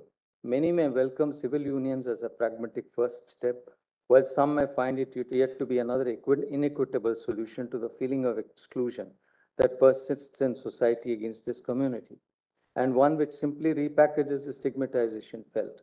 Many may desire marriage as understood in the traditional sense to escape their societal realities, a form of financial and social emancipation from opposing natal families, or diametrically opposite, to assimilate and gain more social acceptance. Yet others may, as a result of their experience, reject altogether the institution of marriage and all the social obligations and associations that come with it, but still want protection of their rights. Certainly what the former group may want does not hamper or hinder the latter in any manner, for it is a choice that they seek. That the state should facilitate this choice for those who wish to exercise it is an outcome that the community may agree upon. Yet the modalities of how it should play out, what it will entail, are facets that the state, here the legislature and the executive, needs to exercise its powers in furtherance of.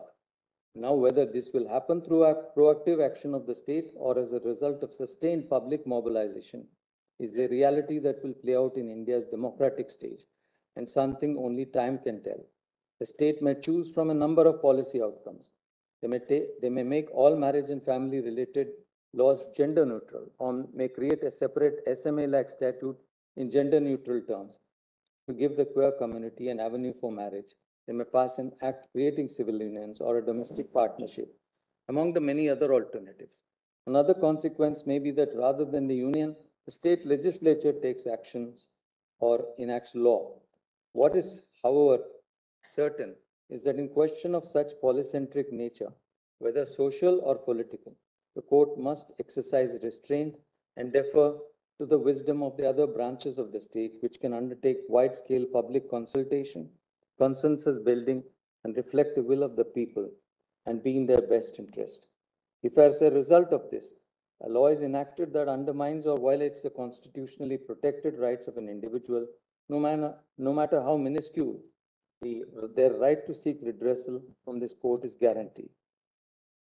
That the petitioners seek what many of us may deem to be normal or accepted next step in the life upon attaining a certain age, and perhaps take for granted is not lost on us. Their desire for social acceptability in the manner that has been historically known, through the social recognition that marriage affords, and the lack of which causes them the feeling of exclusion and hurt, is one that as individuals, especially donning the robes of justice, we can certainly have deep empathy with.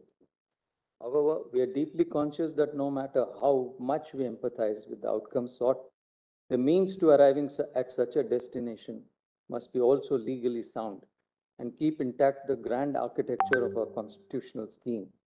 If we throw caution to the wind, we stand at the risk of paving the way, wherein each brick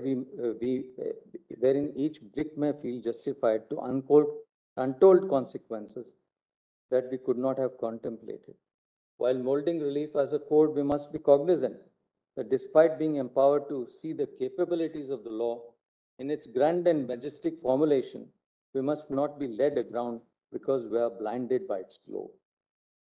Now I pass on to read the conclusions and the final directions that we have summarized. The court hereby summarizes its conclusions and directions as follows. There is no unqualified right to marriage except that recognized by statute, including the space left by custom. 2. An entitlement to legal recognition of the right to union, akin to marriage or civil union, or conferring legal status upon the parties to the relationship can be only through enacted law. A sequitur of this is that the court cannot enjoin or direct the creation of such a regulatory framework, resulting in legal status. The finding in 1 and 2 should not be read as to preclude queer persons from celebrating their commitment to each other or relationship in whichever way they wish within the social realm. 4. Previous judgments of this court have established that queer couples have a right to union or relationship, be it mental, emotional, or sexual, flowing from the right to privacy, right to choice, and autonomy. This does not, however, extend the right to claim a legal entitlement to any legal status for the said union or relationship. The challenge to SMA on the ground of underclassification is not made out. Equality and non-discrimination are basic foundational rights.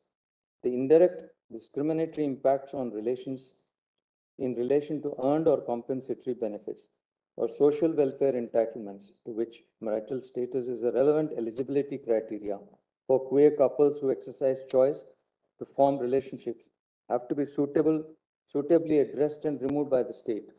These measures need to be taken with expedition because inaction will result in injustice and unfairness with regard to enjoyment of these benefits available to all citizens who are entitled and covered by such laws.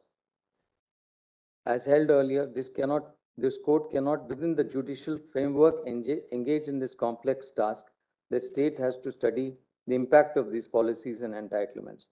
Consistent with the statement before this court during the course of the proceeding, the union shall set up a high-powered committee chaired by the Cabinet Secretary to undertake a comprehensive examination of all relevant factors, especially including those outlined above. In the conduct of such exercise, the concerned representatives of all stakeholders and the views of all states and union territories shall be taken into account. The discussion on discriminatory impacts is in the context of effects of the existing regimes on the queer couples. When a heterosexual couple's right to live together is not contested, the logic of the discriminatory impact faced by queer couples cohabiting together would definitionally, however, not apply to them. Transgender persons in heterosexual relationships have the freedom to and entitlement to marry. Regulation 5.3 of CARA regulations cannot be held void. At the same time, the court is of the opinion that CARA and the central government should appropriately consider the realities of de facto families where single individuals are permitted to adopt and thereafter start living in a non-matrimonial relationship. In an unforeseen eventuality, the adopted child in question could face exclusion from the benefits otherwise available to adopted children of married couples. This aspect needs further consideration, for which the court is not the appropriate forum.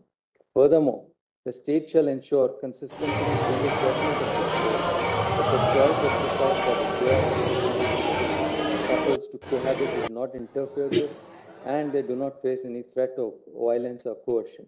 All necessary steps and measures in this regard shall be taken. The respondent shall take suitable steps also to ensure that queer couples and transgender couples are not subjected to any involuntary medical or surgical treatment. The above directions are in relation to transgender persons are to be read as part of and not in any manner whittling down the directions in NALSA, supra, so far as they apply to transgender persons. The directions are disposed of in the above terms.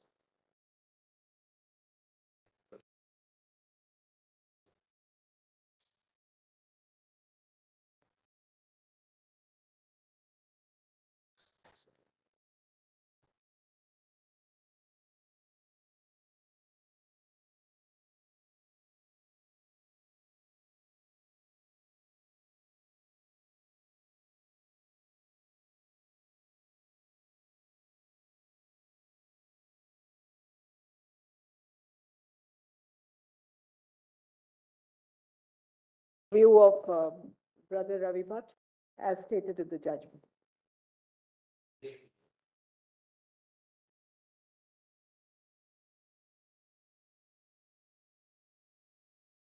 I am conscious of the ordeals that arise from multiplicity of judicial opinions in cases involving constitutional questions.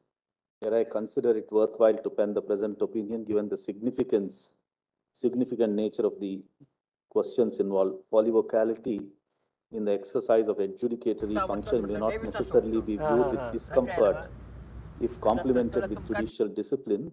It is truly reflective of diversity of judicial thought. At the very outset, I have given my conclusions while agreeing with the opinion of Justice Bhatt. I will read the conclusions. The question of marriage equality of same-sex LGBTQ couples did not arise for consideration in any of the previous decisions of this court, including the decision in Navtej Nalsa. Consequently, there cannot be a binding precedent on this court. The reasons for arriving at this conclusion are articulated in detail with Justice Bhatt. The rights of LGBTQ persons that have been hitherto recognized by this court are the rights to gender identity, sexual orientation, the right to choose a partner, cohabit and enjoy physical and mental intimacy. In the exercise of these rights, they have full freedom from physical threat and from coercive action, and the state is bound to afford them full protection of law in cases these rights are in peril. Third, there is no unqualified right to marriage guaranteed by the Constitution that qualifies it as fundamental right. I have given my detailed opinion. In one paragraph, I would read that In my considered opinion, the institutional space of marriage is conditioned and occupied synchronously by legislative interventions, customary practices, and religious beliefs. The extant legislative accommodation of customary and religious practices is not gratuitous and to some extent conditioned by the right to religion and right to culture, constitutionally sanctified in Article 25 and 29 of the Constitution. This synchronously occupied institutional space of marriage is a product of our social and constitutional realities, and therefore, in my opinion, comparative judicial perspectives offer little assistance. Given this nature of marriage as an institution, the right to choose a spouse and the right to a consenting couple to be recognized within the institution of marriage cannot but be said to be restrictive.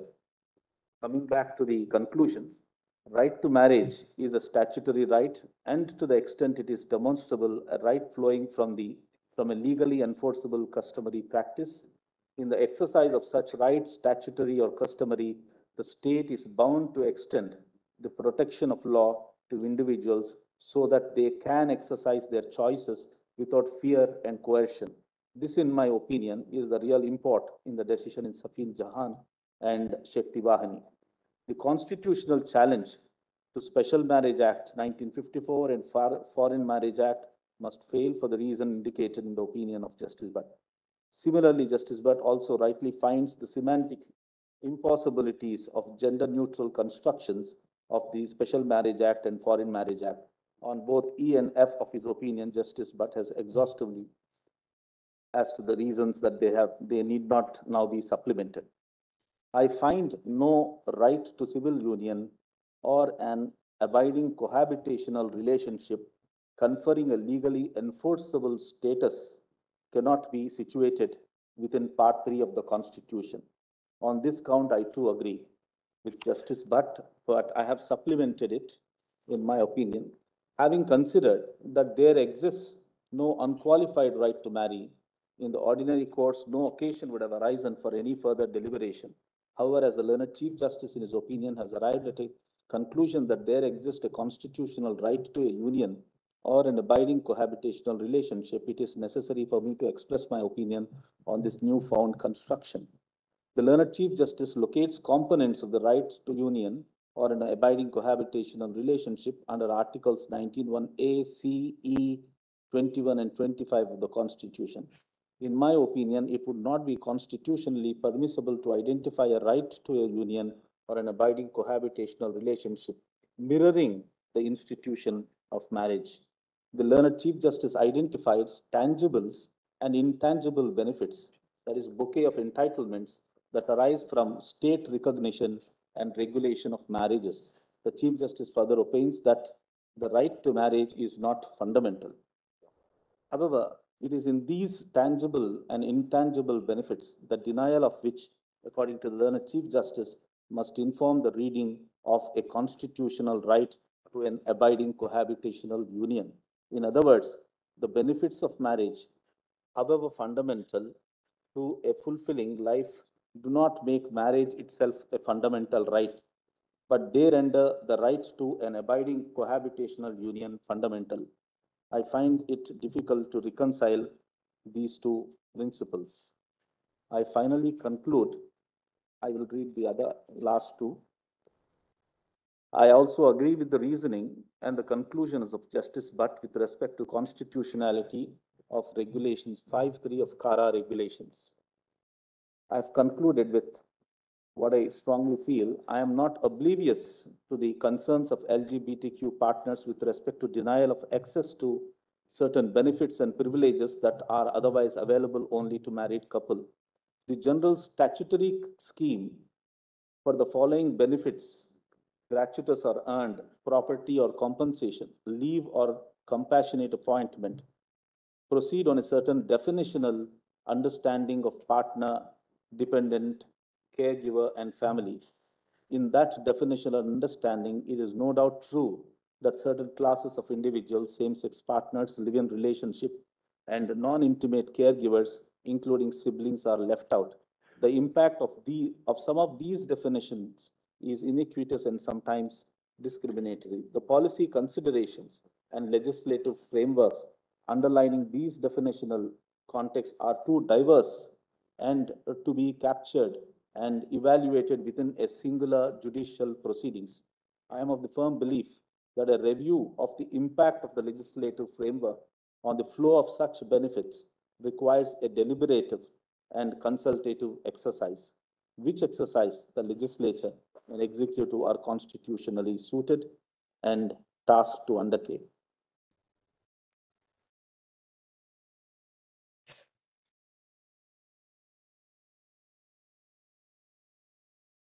Thank you very much for this. Thank you.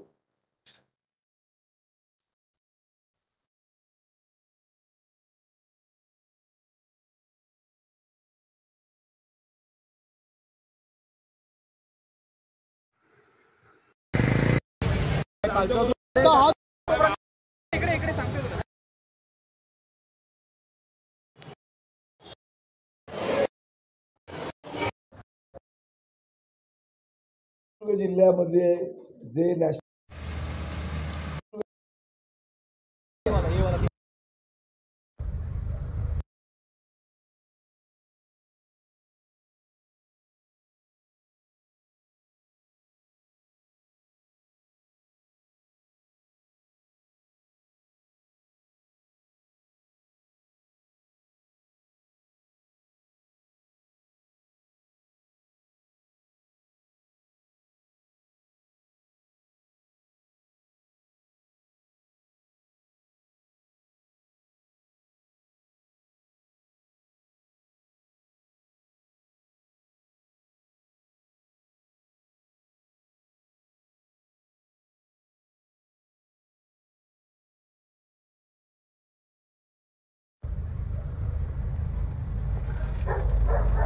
अबे अरे भावेश फालतू video दिखाना भावेश सुन रुका दे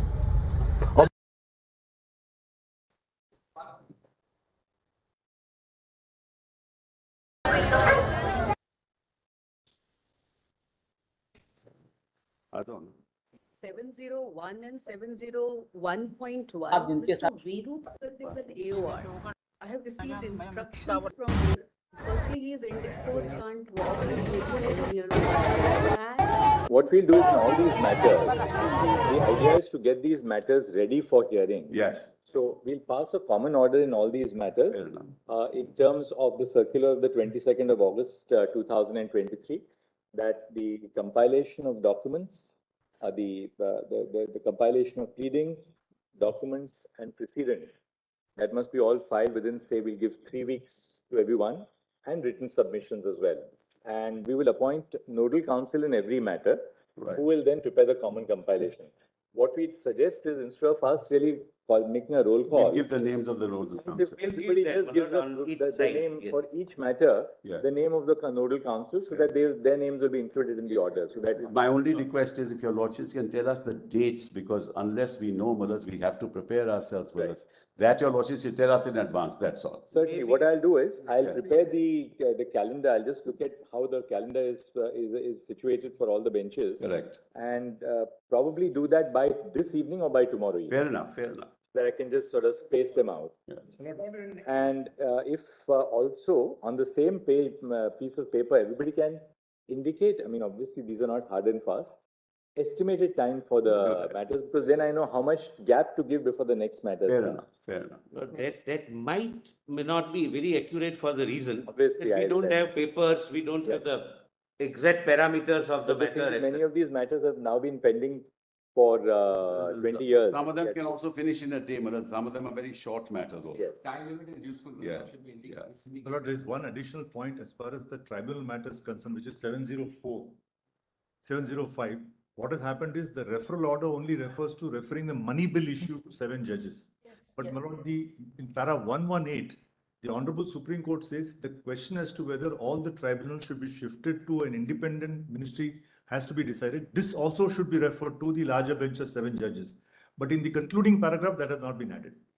So we can, when we are formulating the questions, and when the matter is called out, we can always reformulate a question Because may I suggest, my lord, if it appeals to your lordships, but after, my lord, your lordships stipulated date for us to my lord, keep our house in order, my lord, the numbering, etc. is done. If your lordships can keep the matters again for directions, some questions may have to be reframed. Your lordships may individually give dates. By that time, we'll be ready with the time schedule, my lord, which we will take. Instead of doing that, because then after we give directions, again they will go back by about 4 weeks. We'll give sufficient time here. So I can tell you with 100% conviction that AI is going to replace you unless you are prepared, unless you are leveraging AI. By leveraging AI, की वजह Iran से मिलने वाली मदद रही है। Iran ने अपनी मिलिट्री पावर से अमेरिका और इजराइल दोनों को परेशान किया हुआ है। तेहरान में हुई परेड ने इसका एक छोटा सा मॉडल दिखा दिया है। इसलिए बड़ी पिक्चर में युद्ध का जो खतरा मंडरा रहा है, उसमें ईरान इजराइल के लिए बहुत खतरनाक साबित हो सकता है। इन दोनों की दुश्मनी किसी भी वक्त युद्ध में तब्दील हो सकती है। इसमें कोई शक नहीं कि पश्चिम एशिया में इजराइल और ईरान एक दूसरे के सबसे बड़े दुश्मन हैं।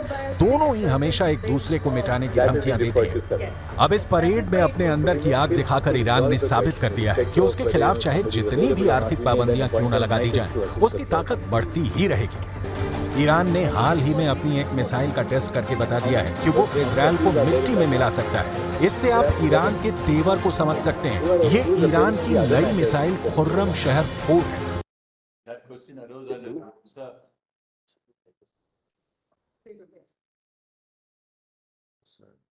There are 9 matters in 701.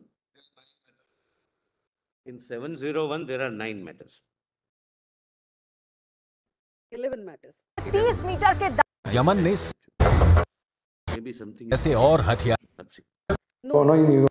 What about the other appeals? Is there somebody appealing में बदलना बहुत अच्छी तरह से जानता है।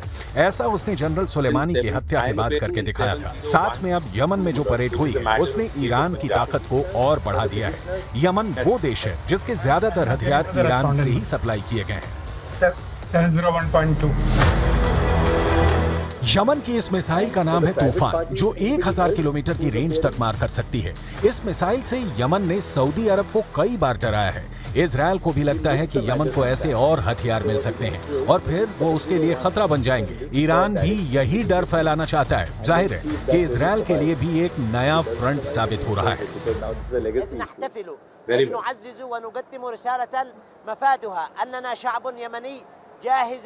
للسلام العادل والمشرف لكننا في نفس الوقت أيدينا على الزناد لمواجهة أي عدوان وأي اعتداء على بلدنا أو استمرار في جمع شعبنا والاعتداء عليه.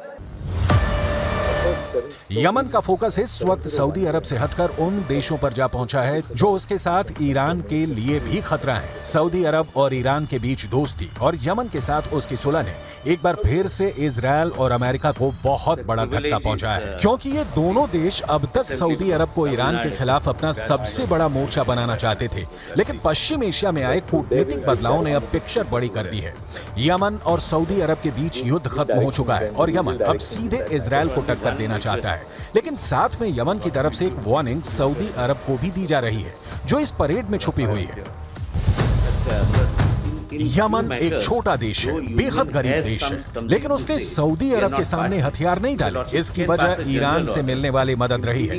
ईरान ने अपनी मिलिट्री पावर से अमेरिका और इजराइल दोनों को परेशान किया हुआ है। तेहरान में हुई परेड ने इसका एक छोटा सा मॉडल दिखा दिया है। इसलिए बड़ी पिक्चर में युद्ध का जो खतरा मंडरा रहा है, उसमें ईरान इजराइल के लिए बहुत खतरनाक साबित हो सकता है। इन दोनों की दुश्मनी किसी भी वक्त युद्ध में तब्दील हो सकती है। इसमें कोई शक नहीं कि पश्चिम एशिया में इजराइल और ईरान एक दूसरे के सबसे बड़े दुश्मन हैं। दोनों ही हमेशा एक दूसरे को मिटाने की धमकियां देते हैं। अब इस परेड में अपने अंदर की आग दिखाकर Iran We'll have some more assistance on this side as well. No problem. I appear for the 702. I appear to impede the Union of India. Mr. Tushar Mehta, Learned Solicitor General, appearing with that no further notice is required. Yes.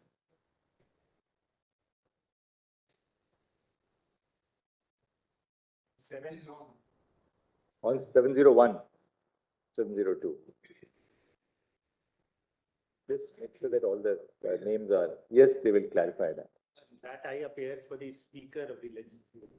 All right, so we'll give directions for listing 702. We have a few CBs which are already listed immediately, and immediately after that we will take up.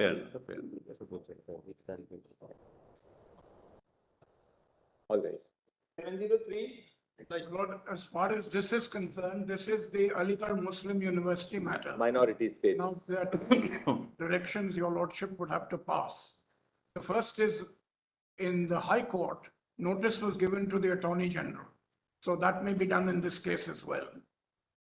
Notice to Attorney General. The second is a little more complicated.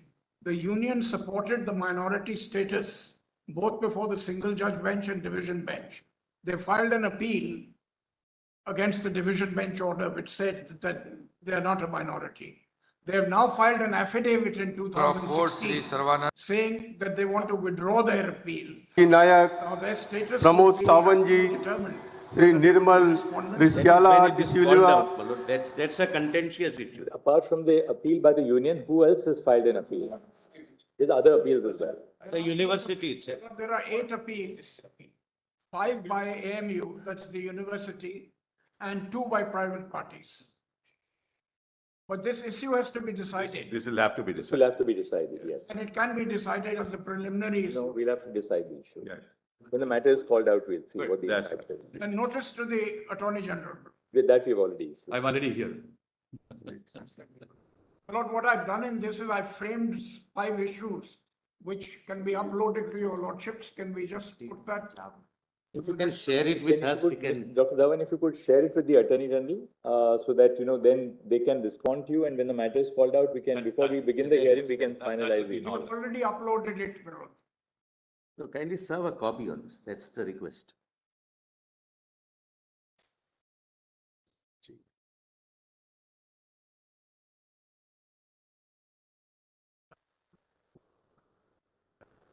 We will argue it. Very well. 704. 704, I appear for the state of Punjab. Because here the issue is that sub-classification within the scheduled caste, the state had passed. Chinaya. That's right. So Chinaya has to be relooked at. Because the learned Advocate General of the state is also appearing online. So Malaz may appoint Malaz from our side, Mr. Karan Sharma as the nodal counsel. So, as I said, in all matters, We'll give the please names. give the 2 nodal counsels. Instead of troubling your lordships. This matter will require hearing, my lord, because we have a category of Valmikis within the scheduled caste, my lord, which was under challenge, and the High Court has squashed it. So we are in appeal. What we can do is that we are circulating soft copies of everything now. So your note, your written submissions, etc., can be formed in a compilation, and the 2 nodal counsel will put everything together for every matter. Yes, nice. Not necessary right now, because it will just be lost in the papers. So it will be much better that you give it to the nodal counsel so that they are uploaded, and then we have everything down in one compilation. In fact, yes. In 704, I had appeared before the 5 judges bench for a private. That money bill issue. It's a matter of importance where the union may have to be heard. No, this is the money. 704 is going on. 704. Yes, yes. Union may be implicated. We'll waive. 705 is the money bill. 705 is the reference in Roger Matthew. Yes. Now that's something that should be decided, Malaj, that's my request. Malaj, give it priority, because that's a really live issue, Malaj. All right, that's my request. It cuts across, Malaj. But there are several. We'll give that some priority, Mr. The priority is your lordship's discretion. We would request your lordships may go, my lord, seniority. It's entirely my lord's discretion. We cannot have it. We can't decide priority. We can't argue on this. We'll leave it to us. We'll take up that. I appear for the respondent, Malord 705. We can't decide priority based on political exigencies. That's all. That your lordship will decide, which decide, but I think there is some. 705, there's also an amendment by the 706 is Subhash Desai, that issue. Where we referred it recently. That only requires half a day, Madam. That's not a matter that will last very long. Not very long. Yes. That's the review of the legal of Nabam Rebia. That's correct. Yes. Nabam Rebia did. So are you going to really press that issue, the reference of Nabam? They should accept what we are saying, Madam. This is not a matter, Madam, that we'll see whether. Yeah, that's clear, Madam. That's the whole issue is very clear. It'll take only half a day, Madam. That's it. Deeply. 901. Excuse me. Please, man. 901, my lord, there are two sets of matters, one relating to MADA challenge to Chapter 8A, and one relating to the Maharashtra Rent Control Act. Right. So there are a series of orders which 3 judges referred it to 5. And 5 to 7 and 7 to 9. But now that has to be resolved one way or the other. That's it. That's it. Yep.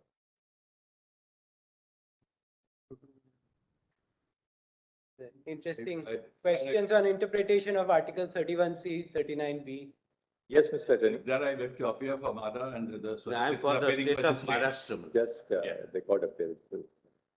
Yes. 902. So we'll again pass the same order. Please, before leaving, give us a list of nodal counsel, because the whole purpose of this hearing is to get the matters ready for hearing in the next 4 weeks or something. Well, in 901, I have circulated a note giving a background of those 3 orders, which were 3 to 5 to 7 to 9. All right. And because the reference has not been made specifically to any issue.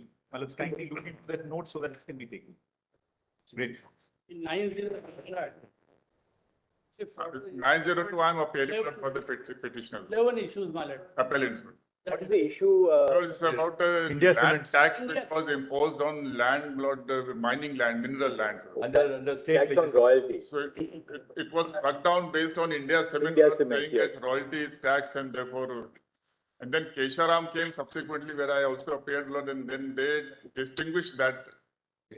Then subsequently, in our case, Justice Kapadia, Chief Justice Kapadia, he said that there is a conflict between 7 and 5, and therefore it's gone to 9. But one other thing in 902, apart from the 11 questions, what is actually the burning problem now? If your lordship holds that mining royalty is a tax, then the additional consequent question is whether you can levy service tax and GST on that tax. That is pending in Jodhpur, Madras, Assam. Against all the petroleum companies, we are paying royalty. And on that, they are demanding GST and service. Amounts have become very large now. So at the earlier... This has to be resolved early. It's been pending for almost 20 years. 24 years. Yes, the area is mounting. That's the problem. It's not good for anybody ultimately that these tax users. Milord, may I say one word? May I say one word? In our favor. Milord, subsequent amendments in MMDR. Because that what happens on royalty, we pay GST service tax, and that is not be able to set off to the consumer. So it's a cost to the oil companies. All right, we'll list this. We will certainly give this priority in the 9 judges, because it's in a 9-judge complex. Yes, 9 judges. Pending since very long, Milord. 2011. So this is a question relating to industry. Yeah, section 2J of the Industrial Disputes Act.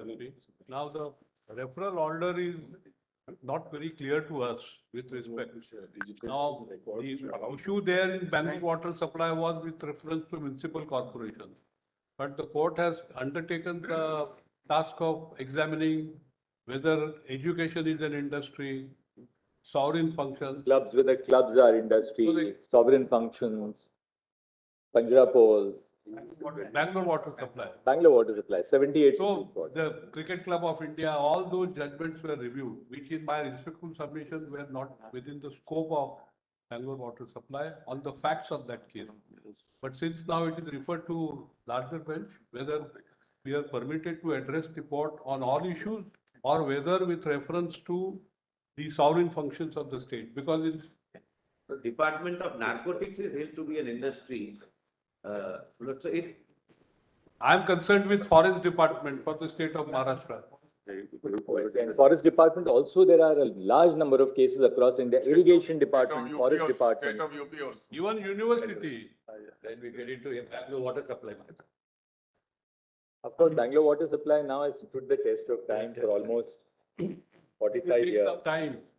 So, because if the entire judgment is to be revisited, then it will take some time. We take a call once the matter opens as to whether, it's desirable that a judgment which has held the field for 45 years should at all be reviewed. Or what is the great public injury that has happened now as a result of Lordship can fix it between the Dussehra holiday and Diwali holiday, in between that. In which case, I think union may have to be heard on the industry. Yes. So we'll issue notice to the attorney and here also impede the Union of India. Well, Lord, in fact, the law has been amended. So there is no need for this matter to go to a larger bench. Lord, that would be my submission. Yeah, that you can argue when the matter is called out. May I mention the matter, Milord, of 2006, which was where I've been referred to be taken up along with this, the main matter, Millard. My matter is not listed. So may I request that this... Has that been tagged with the 9 judges bench matter? Well, it's supposed to be taken up after the judgment of the 9 judges bench. Millard, this 2006 matter, I'll address your lordship. Give a small note to the registrar listing who is in the court, and I'll take a call on whether this has to be placed with the 9 judge bench. Just give it to the registrar. Very well. By the evening, give it to him. I'll take a Yes, call. by this. Issue administrative. Yes, Macho. Yes, we are appearing to the state, in this matter, then the issue is with regard to the state's jurisdiction to regulate industrial alcohol. Synthetics. Oh, synthetics and chemicals. That's a Sabyasachi Mukherjee judge. I'm appearing for the SNP. There is one, we all appearing. Lordship, we have to make the union as a party because it's British. I think union, I have to be heard. Yeah, we'll Yes. They're not formal parties. Yes. There was one more request for if lordships deem it necessary. Because.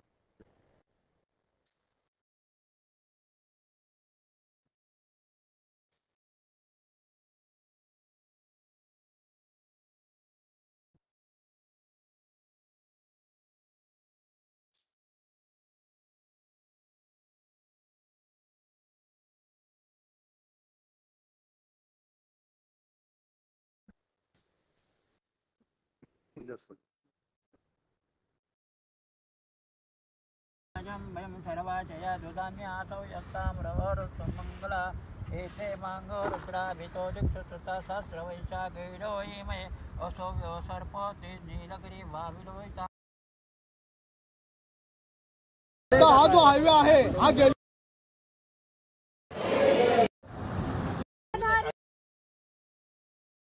आप जिनके साथ अब बैठ म्हटलं देवीचा सोपतो लक्षात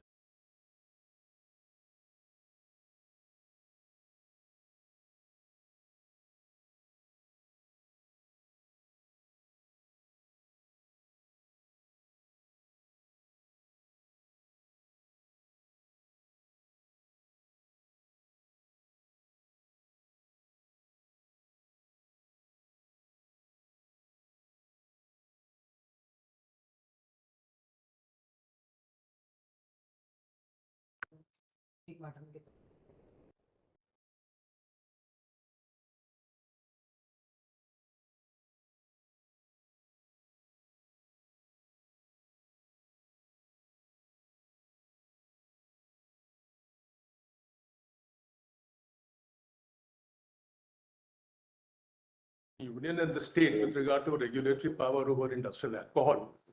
And it's an important matter because for the states, it's an important matter. Their power to regulate has been taken away by synthetics. In the synthetics itself, the Supreme Court considered all the states, all the states participated and argued the matter vis-a-vis the power of the union and the state. So what we submit with respect, subject to what Lordship decide, would it be appropriate for Lordships to call all the states over, notify them? What do you say, Mr. Attorney? Notice to all the states in this? Or it can be verified. Yeah, all the states. They are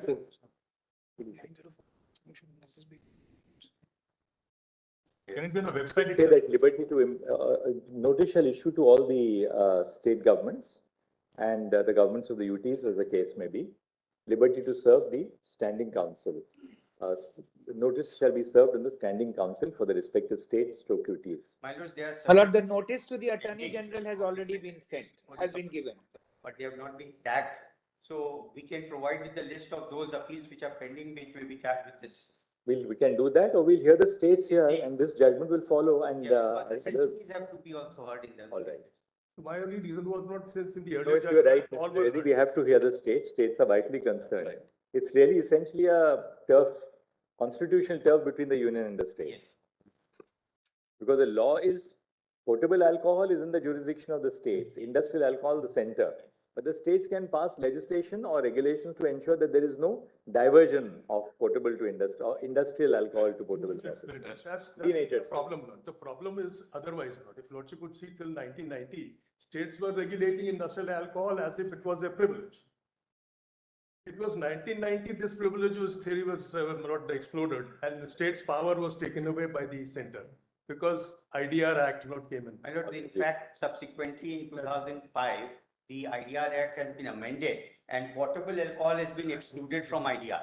It's only the industrial alcohol. The issue is, can you do it in IDR or the state's exclusive jurisdiction? How can you take it in IDR? We'll have to see. Lord, before your lordship takes that matter, there is one confusion, if your lordships can grant indulgence. All of us are making this request.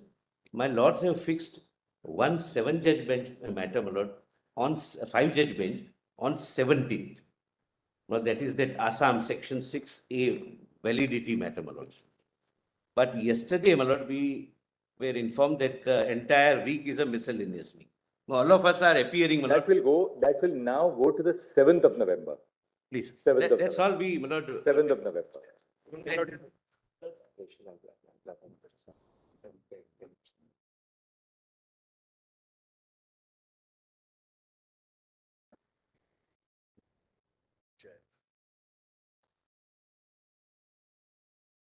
Milords, may I make one small request, Milords? Milords, I'm here, Milords. Milords, in 703, Milords, would the registry be able to provide us with all the pleadings in the pen drive form, Milords, because that becomes easier. These are very all matters. The courtmaster just told me that he's adding that as one sentence in all orders. The registry will provide soft copies to all the Mumbai Goa महामार्गावरती काल चिपळूणमध्ये उड्डाणपूल the occasion to go through some of the scanned records last night after the list was uploaded. There are certain, it is very convenient for us to actually download it from the e-filing to portal. But some of the scanned digitalized files have a watermark of draft or something else written in the entire paper. That watermark will go now. In fact, that was pointed out to me last night by the registrar IT. He said, sir, there's a problem. We have scanned this file. Some of them have watermarks. They're dealing with it. Don't worry. In fact, it was brought to my notice last night before I was in 902, Milords, I have one more additional submission to make. Milords, there are 6 transfer petitions in the batch. Milords, the batch has grown from 41 to 84 matters in 902. And Milords, 6 transfer petitions, 6 SLPs, then 4 writ petitions and 68 civil appeals. So Milords, transfer petitions, the main substantive challenge is pending somewhere else. In that regard, Lordship may have to take a call whether to allow the transfer petition and bring those matters. Yes, that should not delay the. Yes. Can you do one thing? If you can give the courtmaster the list of the transfer petitions. Yes. Directions independently on some day. So then everybody in those transfer petitions will be here and we'll take a call on what to do in those. What can be done either to separate them and. They are with the judge. Allowed to intervene only, Instead of bringing everybody here. That may be altogether better. Just to intervene if somebody may seek time to wants file to reply, intervene, they can argue the question of law, assist us in the question of law. Fair enough. I think that's better. Grateful to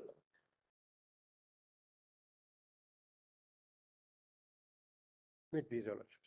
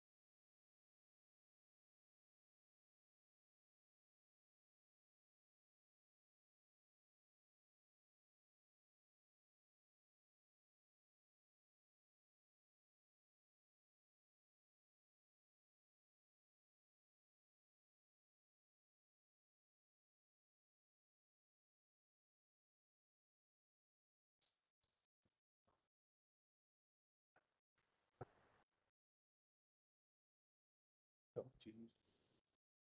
correct. Thanks. Yeah.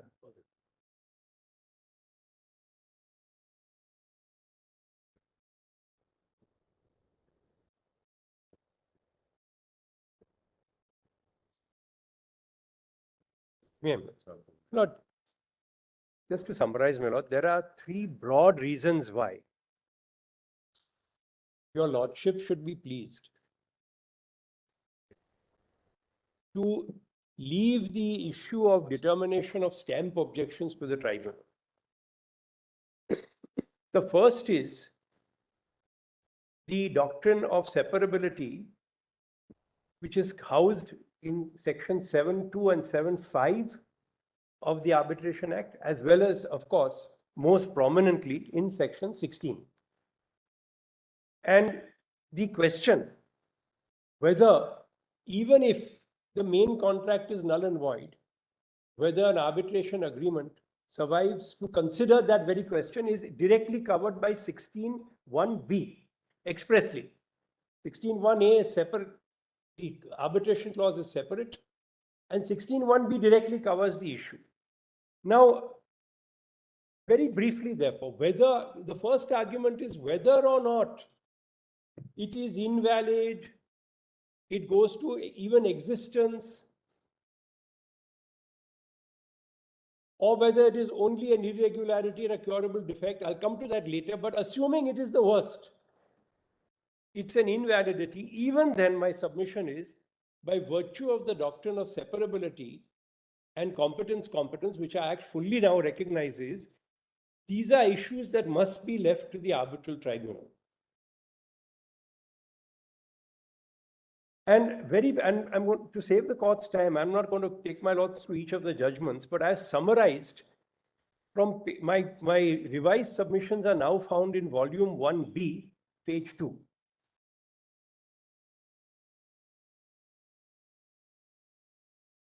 And from page 7 onwards of volume 1B, I've just extracted some of the major decisions, internationally as well as ours, on separability. And to which, of course, I'm going to add one when I show it before my lords. Page 7 of volume 1B. It's been added last night. Been uploaded now. My earlier submissions were in volume 1, but since we made a change, there's one mistake which we corrected. Over here, it's updated submissions. Updated submissions. I'm aware.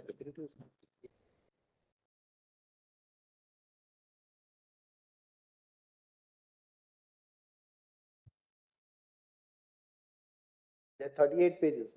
38 pages. But that's because I've extracted judgments there, so it's easier for me to read from there rather than troubling my lord to go to the actual judgment. I'll be going to the actual judgments in only 2 cases, which are quite critical. Is it Harbor Assurance Company? Yes, it starts with that. That's the Queen's Bench decision. That's right. Oh. It starts with that, Court of Appeals.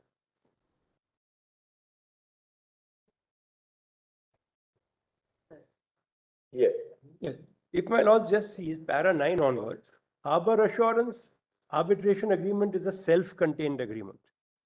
In Involnat, it was held that it's a self-contained agreement which is separable from the main contract, therefore has autonomous existence.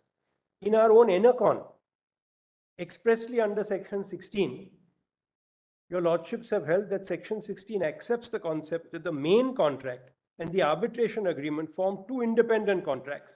And then in para 83, again, the Supreme Court calls the arbitration agreement a second contract. Redfern and Funto also speak of 2 separate agreements, primary or main contract and a secondary contract. Then if we go straight to para 14, Gary Bond, the arbitration agreement may exist and be substantively valid, notwithstanding the non-existence, invalidity or illegality of the underlying contract, and the arbitral tribunal may and must consider challenges to the existence, validity or legality of the underlying contract, because such challenges do not impeach the arbitration agreement. Then Fiona Trust. Arbitration agreement must be treated as a distinct agreement and can be void or voidable only on grounds which relate directly to the arbitration agreement. These are all very well settled principles. So I'm not troubling I'll just quickly go through this. Now, next page, again, the validity of the arbitration agreement is not undermined as a distinct agreement. The US Supreme Court has also taken the same line in Buckeye check cashing, which your lordships have followed. That despite the invalidity of the underlying agreement as a whole, arbitration agreement will continue to be enforceable apart from remainder of the contract. Para 17, page 11. In Ayaswamy, your lordships have held that the adjudicatory power of a tribunal remains unaffected by any objection to the main contract. And in Vidya Drolia, which I have not mentioned here, but which I noticed, my lord, during the hearing, which I'll be showing, again, paras 173, 174, expressly say arbitration agreement is a separate contract in itself. The Singapore position, which I've set out from paras 19 to 22, 23, really says the idea is to insulate the arbitration agreement, even though it may be integrated into a main contract, from objections as to invalidity of the main contract. So the law of separability is very, very well entrenched in our law. And my lords will notice that both in Ayaswamy and in Vidya Drolia, separability is spoken of as a concept which actually permeates the Arbitration Act. It goes beyond just matters where there is a challenge under Section 16 to a decision of an arbitral tribunal. So although the legal fiction, if I may call it that, in 16 is for the purpose of giving the arbitral tribunal jurisdiction to decide its own jurisdiction, it is not restricted to that. It's a wider principle recognized under our law and under Section 7.2 and 7.5 independently of 16. Now, the only reason I say that is that with this, squarely, any such issues, whether we call them existential issues, whether we call them only irregularities or curable defects, must, in the first instance, go to the tribunal. And your lordships are always there at the stage of the award or the order, whether under 37 or 34, to have a look at how the tribunal has exercised its jurisdiction. I have also set out at page 14 of my submission, Section 5 of the Indian Stamp Act. This is really a matter ultimately that the tribunal will go into, but just for completeness. Section 5 of the Indian Stamp Act recognizes a position that a single instrument may pertain to several distinct matters. And in which case, according to the Stamp Act, this is the second point you're making. It's really part of this separability point. If it pertains to distinct matters, the aggregate of the stamp duties on each of those distinct matters must be worked out. Now, if an arbitration agreement is separable, then perhaps a tribunal may be persuaded to hold that there must be separate stamp duty and all. In other words, separately on the arbitration agreement, which is what your lordships have held in NN Global under the residuary clause, as well as substantively on the value of the main agreement. This, of course, is a matter for the tribunal. I'm not suggesting my lords should decide this. My lords have made it clear your lordships are not deciding chargeability. But I'm only placing it before my lords because this is how the issue will come to be decided. And at para 29 of my submissions, I've referred to your lordship's judgment in Chief Controlling Revenue Authority, which affirms a passage from Halsbury in relation to Section 5 of the Indian Stamp Act, that an instrument containing or relating to several distinct matters is to be separately charged as if it were a separate instrument. और दूसरों की calls और दूसरों के suggestion से तंग आ चुके हो, अगर नहीं पता चला ट्रेड करने का सही तरीका. Now, it may be that a tribunal takes the view that no, stamp is payable only on the whole.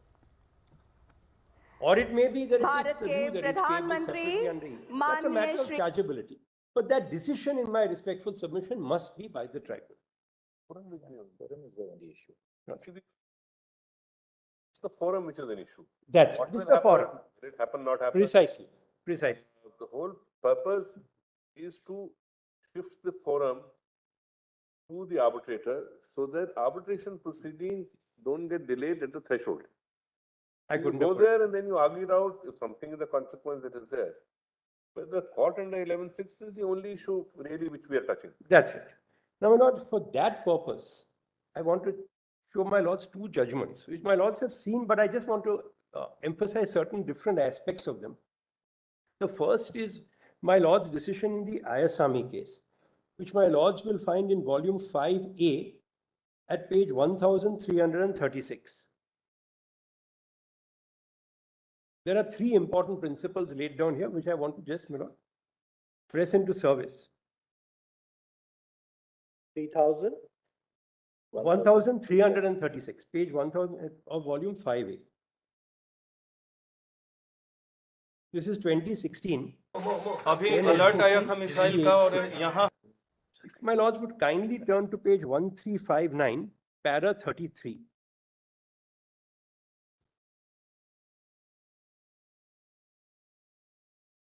Para 33 says, Section 16 empowers the arbitral tribunal to rule upon its own jurisdiction, including ruling on any objection with respect to the existence or validity of an arbitration agreement. Very important, because existence, even assuming stamp goes to existence, it's housed with the arbitral tribunal under 16. 16(1)(b) stipulates that a decision by the arbitral tribunal that a contract is null and void shall not entail ipso.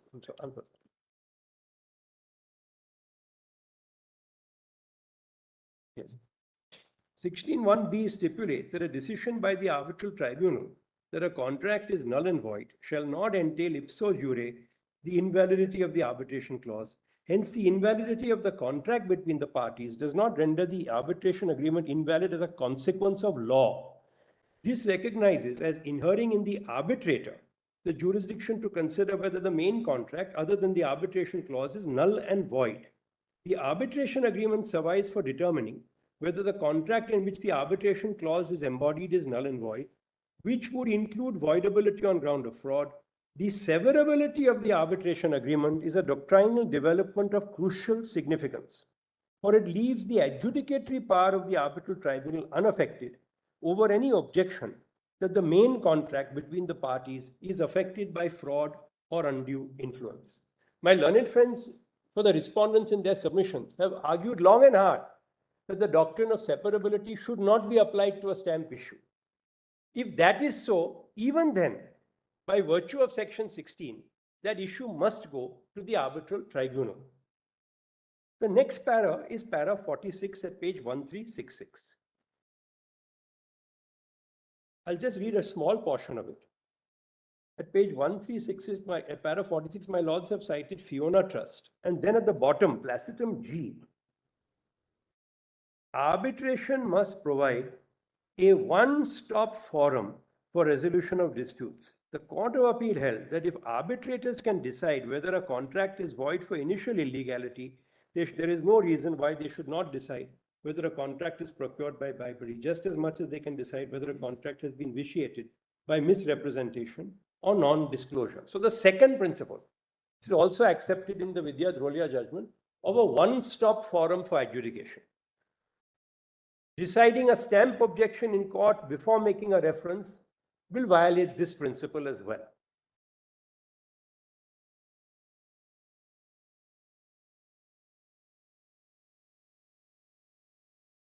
And your lordships have given the reason underlying para 46 in para 48, which is 1367. The basic principle which must guide judicial decision making is that arbitration is essentially a voluntary assumption of an obligation by contracting parties to resolve their disputes through a private tribunal. The intent of the parties is expressed in the terms of their agreement.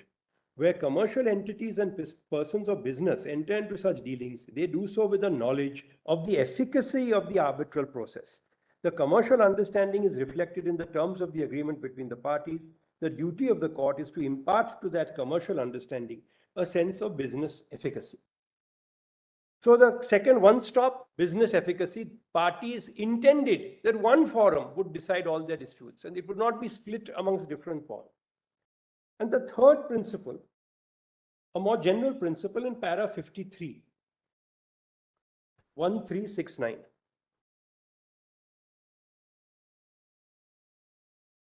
The Arbitration Act should, in my view, be interpreted so as to bring in line the principles underlying its interpretation in a manner that is consistent with prevailing approaches in the common law world. Jurisprudence in India must evolve towards strengthening the institutional efficacy of arbitration. Deference to a forum chosen by the parties as a complete remedy for resolving all their claims is but part of that evolution. Minimizing the intervention of courts is again a recognition of the same principle. And the principle, of course, as we have seen, is housed in Section 5 of the Arbitration Act, which has a very far-reaching non-obstante any other law.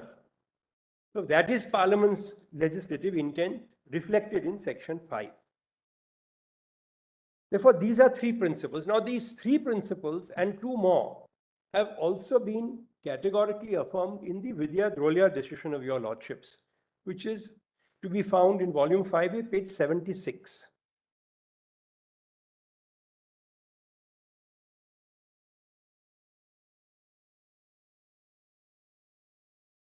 The five principles I rely on Vidya Drolia. First is separation.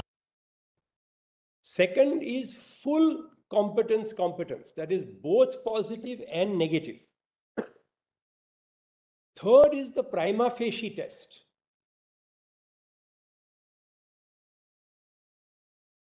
Fourth is that even under 11.6a, only the contractual validity of the arbitration agreement is to be seen.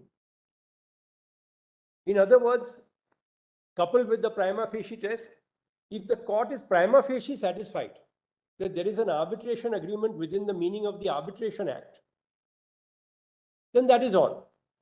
Nothing more has to be seen under 11.6a. And the fifth is these principles of a broad pro-arbitration interpretation to respect party autonomy and one-stop adjudication, presumption of that. These are the five principles that have been laid down in Vidya Drolia. And may I quickly run through the paragraphs? Both the learned judges have decided this. The judgment is found at page 76, 2021, 2 SEC page 1. First, para 126, if my lords would kindly go to. Which wording is this? 26, is it? At page 182. 5A, 182 is para 126. First is separability. I'll just show both the judgments are ad idem on this. Para 126. Page 182 of volume 5.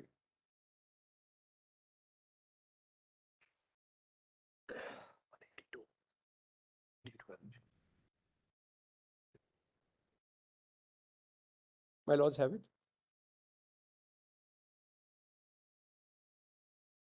Yeah. Para 126 covers both separability and competence. We would now examine principles of separability and competence. Clauses A and B to subsection 1 of section 16 enacts the principle of separation of the arbitration agreement from the underlying or container contract. Clause A, by legal fiction, gives an independent status to an arbitration clause as if it is a standalone agreement, even when it is only a clause and an integral part of the underlying or container contract. Clause B formulates a legal rule that a decision by the arbitral tribunal holding that the main contract is null and void shall not ipso jure. Successful challenge from the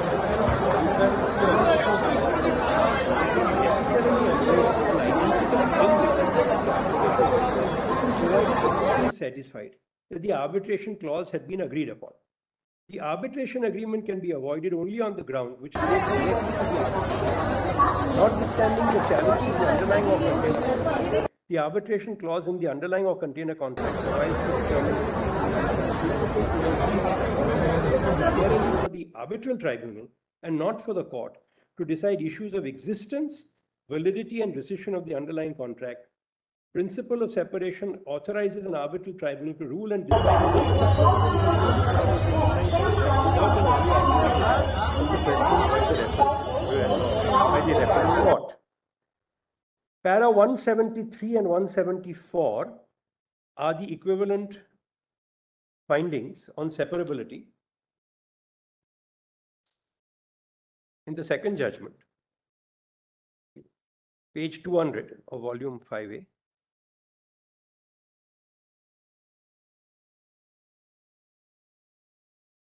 Arbitration is a creature of consensus. It is completely dependent on party autonomy and the intention expressed in the agreement. A contract having multiple clauses, including arbitration agreement, can be divided into two parts. The clauses relating to the commercial relationship, i.e. obligations and duties of each party, can be referred to as the main contract. The arbitration agreement, so to say, is a separate contract in itself. And then His Lordship finds that separability of the arbitration agreement from the main contract historically existed even in Roman law and later, of course, in German and Swiss jurisprudence. Now, competence. Again, para 126, I've shown, my lords. Para 129, if my lords will also kindly see, is also very instructive at page 183.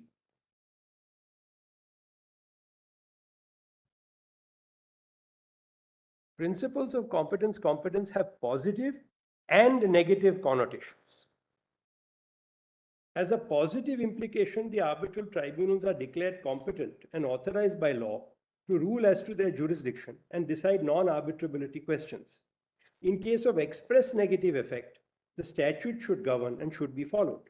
Implied negative effect curtails and constrains interference by the court at the referral stage by necessary implication in order to allow the arbitral tribunal to rule as to their jurisdiction and decide non-arbitrability questions. As per the negative effect, courts at the referral stage are not to decide on merits except when permitted by the legislation, either expressly or by necessary implication, such questions of non-arbitrability. Such prioritization of the arbitral tribunal over the courts can be partial and limited when the legislation provides for some or restricted scrutiny at the first look referral stage. Now, this is a judgment, I believe it's the first, which divides up even negative competence into express and implied, and that is correct, because very often a section will not actually say a court should not interfere. But an interpretation of that section, given Section 5 of the Arbitration Act, leads to an implied negative competence or a stepping back, as it were, of your lordships at the first stage. Because the whole scheme of the Act, the architecture of the Arbitration Act, is geared not towards front-loading inclusion by a court at the beginning, but towards a scrutiny after an award is passed. So it's not the arbitration that is heavily supervised, it's the award that is looked at when it is challenged, or of course an order under 37, if there's an appeal.